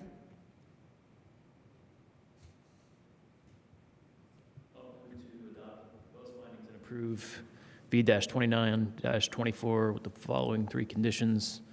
Side yard setback for an accessory dwelling unit on this property be reduced to 3 feet on the north property line and 1.5 feet on the east property line, which is the existing setbacks of the detached garage. Number two, the existing walk between the planned accessory dwelling unit and primary dwelling unit shall be removed and replaced with permeable pavers. Number three, the existing approximate 75-foot concrete slab to the north of the planned ADU shall be removed and replaced with green space. Do I have a second? I second it. I have a motion and a second. Any further discussion from the board? Seeing none, I'll call the question. Yes. Yes. Fernandez? Clapper? Yes. Throckmorton? Yes. Thank you. The variance is approved. Congratulations. Do we have any further petitions or any further discussion, any business? We have one more petition. There Oh, were we do? five. Thank you. Yeah. Sorry, I thought I That's only had okay. one. Thank you. I did not see the last one here. Thank you. Let me get to it. Okay, here we go. This is the last petition. We have CU-30-24, Leighton Cochran, and the petitioner is requesting conditional use approval to allow a dwelling duplex in a residential small lot R3 zoning district. With that, may I have the staff report? Eric Grulich, Senior Zoning Planner. So as was already mentioned, this is a request from Leighton Cochran for a property at 1001 North Jackson Street to allow conditional use approval to allow for a dwelling, duplex in the R3 zoning district. So this property is at the northwest corner of West 15th Street in North Jackson, zoned R3, residential small lot. All of the adjacent properties to the north and west and south and southeast have been developed with single-family residences. There's a multifamily property or building to the east and a multifamily building just to the southwest of this. This property formerly contained a single-family residence that was removed some time ago, and the petitioner is coming forward to redevelop the property with a duplex. This would be a one-story building, 2 bedrooms on each side with a driveway in the center of it. The petitioner has submitted elevations, and these are in keeping with the use-specific standards for duplexes that call for similar roof design to other residences in the neighborhood, separate entrances for each unit, front porches similar in character to adjacent buildings, and then also setbacks. So the use-specific standards for duplexes that we've discussed several times require elements to be consistent with other residences in the neighborhood. So the petitioner has incorporated all of those items. The residence that was shown in the packet, it's shown with brick, but will most likely be a vinyl-sided product instead. That's an allowed material, so it's not really an issue, and the siding is not something that is regulated by the use-specific standards either. So, that particular change is not in conflict with anything with the UDO. As I mentioned, there would be 2 bedrooms in each unit, a patio on the front, or a porch on the front, patio on the rear. So this does meet the general compliance criteria. There are no variances that are being sought with this petition. It is in line with the comprehensive plan, as we just discussed with other petitions. The incorporation of duplexes within neighborhoods is something that has been encouraged with the comprehensive plan to promote infill development and better use resources of existing facilities and sewer connections. Sewer is available in both, sewer and water are available both in 15th and Jackson, and so there haven't been any issues identified with connecting to those. There are no environmental features on the site, no trees or sinkholes or anything, so there hasn't been anything to really kind of work around with this. The petitioner did meet with the Maple Heights Neighborhood Association and received positive support from them. And this does meet all of the criteria in the UDO, and so we are recommending approval of this request with the 2 conditions listed in staff's report, and I'm happy to answer any questions. Thank you. Is the petitioner present? If so, come forward, sign in, please, and I'll swear you in.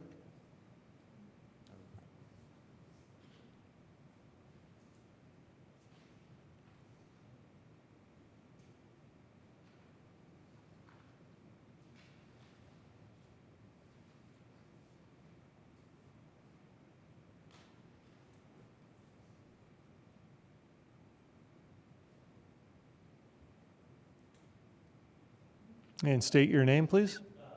Cockrum? And do you affirm that the testimony you're about to give will be the truth, the whole truth, and nothing but the truth? Yes. You have 20 minutes, and what you don't use now, you'll have time for at the end of the proceeding. Thank you. All right. Well, I'll keep it short. I'm Leighton. I'm wanting to put a duplex on 1001 North Jackson Street. And then Eric best described what I'm planning on putting there. Pretty simple. I'm just wanting to put a duplex there. I did speak with the neighborhood association, and they were, I had positive feedback from everyone there. They were all for having a duplex in the neighborhood. But yeah, that's it. I'm here for any questions that you might have for me. Thank you. Questions from the board? Yeah, yes. Quick question for the staff. One of the findings about the tree no further than 30 feet from the center of what? Sorry. Yeah, so street trees are required with new construction, so they're required 30 feet on center, so that means every 30 feet you've got a tree. So that means the center of one tree to the next tree is 30 feet. Any other questions? Barry? Nope. Questions here? Okay. Is there anyone in the public who'd like to speak?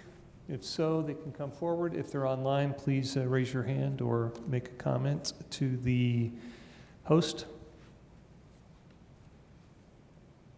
Nothing online. Okay. Any final comments from the petitioner? No, other than thank you for continuing the meeting past 9 o'clock. Welcome. So back to the board for action, please.